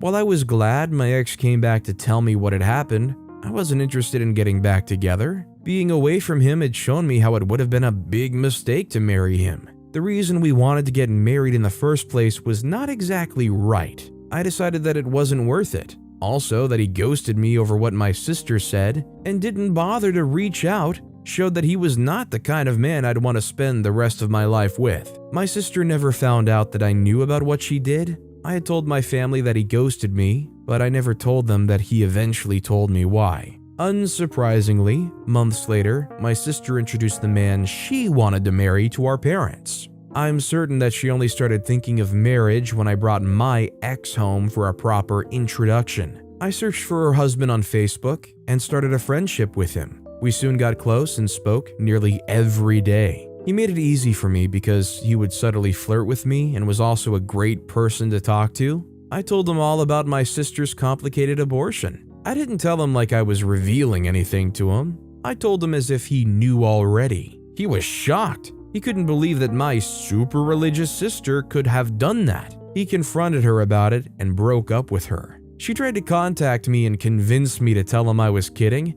I laughed at her silliness, hung up and blocked her. That year, I cut her and my parents off. Even after my parents and I reconciled years later, I never reconciled with her. I don't think I ever will. I guess she's just a naturally evil person and can never change. Even though I can look back now and thank heavens I didn't marry my ex when I wanted to, it still doesn't change the fact that she tried to sabotage something she knew meant a lot to me at the time. There's really multiple layers to this situation because OP can be both thankful and also incredibly furious. Because I think almost anybody can agreeing to get married just because you can now hook up is going to be almost always a terrible, terrible outcome. And it definitely was just not the right situation, but it's devastating what her sister did. Our next story is douche boss cheated on his wife, so I blew the whistle. I'm gonna cut people some slack and say that there are some times in life when people are so stressed and burdened by the hardships of life that their relation to people might suffer. What am I talking about? I'm saying even good people tend to be jerks once or twice in their lifetimes. This doesn't mean that they aren't good people, but the problems they were facing at that particular point in time did not allow for niceties. So it would be fair if we don't use 1 or 2 weak days to judge their entire character. There are some people, on the other hand, who go every day of their life being jerks. Whether they're in a good or bad mood, they live by making every other person around them feel like crap. Personally, I don't care if you're a jerk or not, as long as we don't have to meet or talk. The only time I do care is when we have to work together every day. And because of that, you focus all of your jerkiness on me. That was the case with my former boss, Mr. J. He was the worst boss anyone could ask for. Condescending, arrogant, narcissistic, the list can go on, but the summary of the whole thing was that it was heck working for him. Every day I wake up, I remember that I have to go to work. It literally ruins my mood for the whole day. And even on the few days when I manage to leave home in a good or neutral mood, I still end up in a bad mood whenever I get back. For a while, this was okay because I really needed the money, but eventually it stopped being okay. Mr. J decided to humiliate me in front of his staff and everybody, and I just couldn't take it anymore. I had to quit, but before I did that, I decided to get my revenge for all the months of frustration and pain. You see, my advice for people in general is that if you want to be a jerk, fine, but don't leave loose ends that people can use to get back at you. My boss didn't know this. He was cheating on his wife without even trying to hide it from me. I didn't know what he expected. Maybe he thought I would be sworn to secrecy or something, but I wasn't. I told his wife, and well, crap hit the fan. But before I go into detail about how that happened, let's start at the top. I didn't go to college after high school. My parents didn't have enough money to pay the tuition. I wasn't among the top tier students either, so I couldn't get an academic scholarship. I was supposed to get a sports scholarship, but I had a major accident one day that made me unable to play football anymore. So after high school, I stayed at home for 2 years, helping my dad run his hardware store. It was kind of tough for me because most of my friends and colleagues went to college. And even if they didn't, at least they left our sleepy suburban town. Eventually, my dad saved enough money and he hired an assistant to help him with the day-to-day running of the hardware store. My mom had an aunt in the city, and I talked to her to help me get out of town. I had the impression that I would fare better in the city, and since I was just starting my life, it seemed like the best decision for me. A few days after my dad hired an assistant in his store, I left home and went to stay with my aunt. My aunt Cheryl had a tiny apartment upstate, and she had a family of 4, her husband and 2 children. They only had 2 bedrooms, so it was actually quite inconvenient to stay there. I spent the first 3 months working as a bartender in a nightclub. The hours were crazy, and most times because they were short-staffed, I had to work double shifts. I get to work as early as 10 p.m. and get off by 2 a.m. After 3 months, I'd saved up enough money to get myself a tiny apartment in the city. I moved out of my aunt's place and then moved to my place. I continued working as a bartender in a nightclub a few blocks away from my house. 3 months into working as a bartender for the new club, I was sick of it. The hours, the noise, having to listen to stories from drunk college boys yapping on and on about their girlfriends leaving them. I wanted to quit, but not before I got something less stressful than that. A few weeks later, a couple moved into the apartment next to mine. They were slightly older than I was, and they looked like post-college kids. One day, I met them in the hallway. I was coming back from a morning shift, and they were probably leaving for work or something. They said hi, and even though I was really tired, we ended up spending the next few minutes talking. They couldn't spare more to continue the discussion because they had to get to work, so they proposed that we all hung out that evening.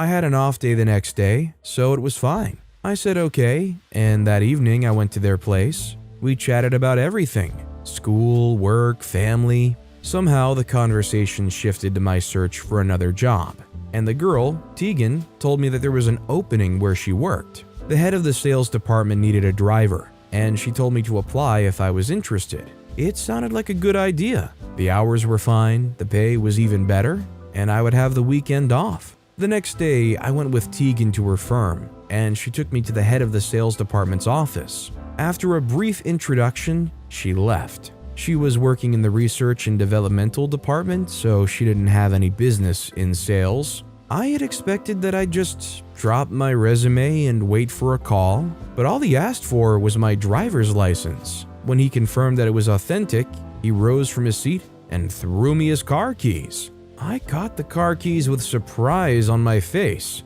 and he told me that he needed to get somewhere fast, and that was how I got the driving gig. My first impression of my new boss, Mr. J, was that he was a strict man. I thought he ran a tight ship, which would have been good for the productivity of the company if it were true. But over the weeks, I found out that that wasn't the case. Mr. J was a bully who liked to verbally abuse the workers under him. He liked to fixate on one worker at a time, and when he'd properly broken his spirit, he moves on to the next worker. Notice that I said broken his spirit?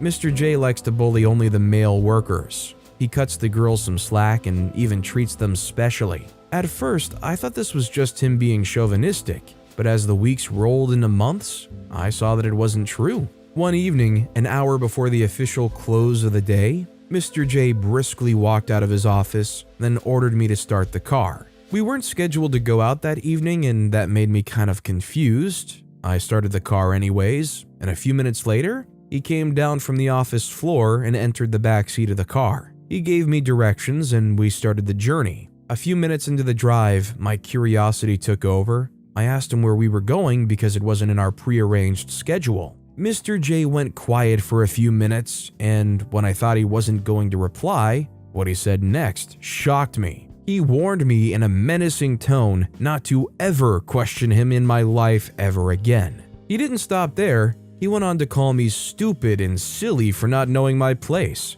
I tried to apologize, but that only seemed to rile him up more. He yelled at me to never speak back at him ever again, and to never open my mouth when driving. I didn't know how to react to that. I had the urge to apologize again, but he had just told me not to talk to him. I ran the scenario in my head over 1,000,000 times, but I still couldn't figure out what I did wrong. It was an honest question I asked. Why did he make such a fuss about it? A couple of minutes later, he told me to take another right, and we stopped at a motel. Wait, what?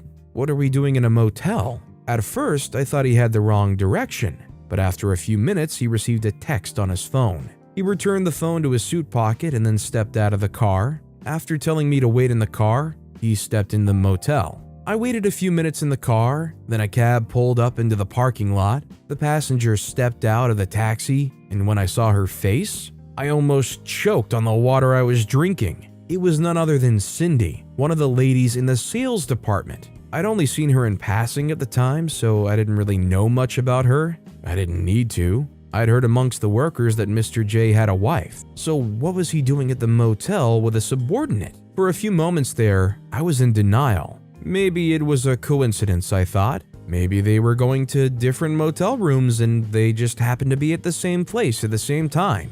As absurd as that sounded, I stuck to it. But my denial didn't last long. Less than an hour later, Mr. J came out of the motel with Cindy. They were holding hands and being all lovey-dovey with themselves. I didn't know what to make of this new development. Mr. J hailed a cab for Cindy, and she left. He got in the car, and I drove him home. When I got to my apartment, I settled down to watch a movie, but I couldn't concentrate on the movie. All I could think about was the fact that Mr. J was cheating on his wife. Now, it wasn't really any of my business, but I just couldn't help but feel for the poor woman. She was probably in her home, oblivious of everything that was happening. Then it dawned on me that since the day I'd been driving Mr. J home, I haven't seen his wife, not even once. Maybe they're separated, I thought. That would have made more sense, but once again, I was wrong. One Saturday morning, Mr. J called me to drive him to the airport. I wasn't supposed to be working on a Saturday, but things had been quite frosty between us lately and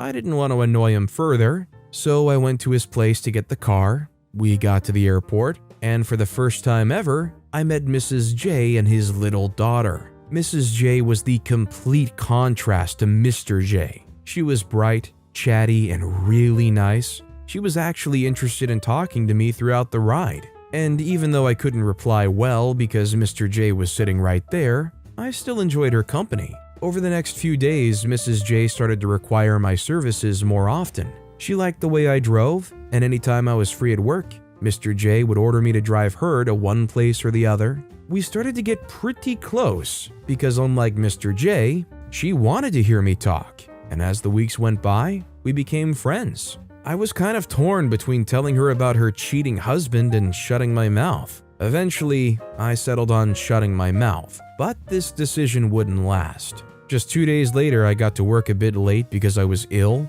I had called ahead to tell his assistant that I wouldn't be available, but she, being ridiculously negligent, forgot to tell him.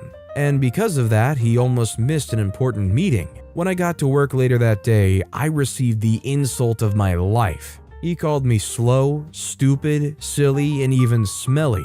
Smelly! What hurts the most wasn't the fact that he insulted me, it was the fact that he said all of this in front of everybody in the firm. Even Tegan, my neighbor, heard the commotion, and she came to the sales department to see what happened. I had never felt so humiliated in my entire life. Maybe I wouldn't have felt that way if I was actually at fault, but I can never know. He wouldn't let me explain myself. He almost got physical with me when I tried to tell him what happened.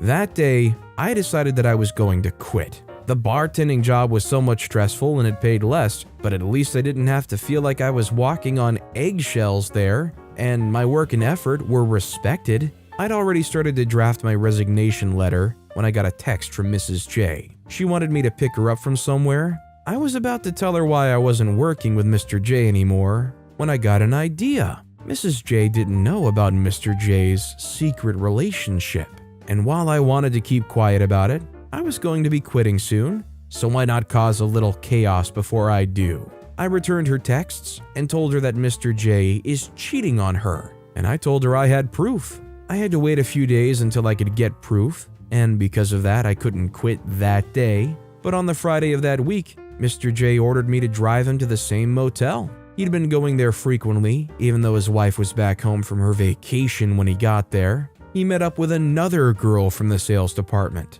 Alice. They hugged each other just outside the motel, and I quickly took a picture. I sent it to Mrs. J along with the address. Less than 20 minutes later, she got to the motel, and without sparing a second to look or talk to me, she marched into the motel. Minutes later, I heard the commotion inside the motel. The girl Alice ran out half-dressed without shoes. She quickly hailed a cab and got away before Mrs. J ran out with a vase in hand. Mr. J ran out after her, trying to calm her down, but she just turned to him, hitting and scratching as hard as she could. I ran out of the car, feigning innocence and confusion as I tried to pull them apart from each other. When she calmed down, she said a few simple words. "I'm getting a divorce and I'm taking you for all you've got." I quit my driving job that same day and went back to bartending, satisfied with the fact that I'd finally gotten my revenge. When you're in a situation like this with a moral dilemma where you know your boss is cheating on their wife, they even have a small kid together, should you speak up, or is it not shameful to just kind of swallow that knowledge and keep to yourself? I'd like to know what you guys think. But with that being said, that's all the time we have for today. Now, if you want to hear another crazy revenge story, check out that video on the left. Or if you missed my latest video, check out that video on the right. That said, I'll see you all next time with some more stories.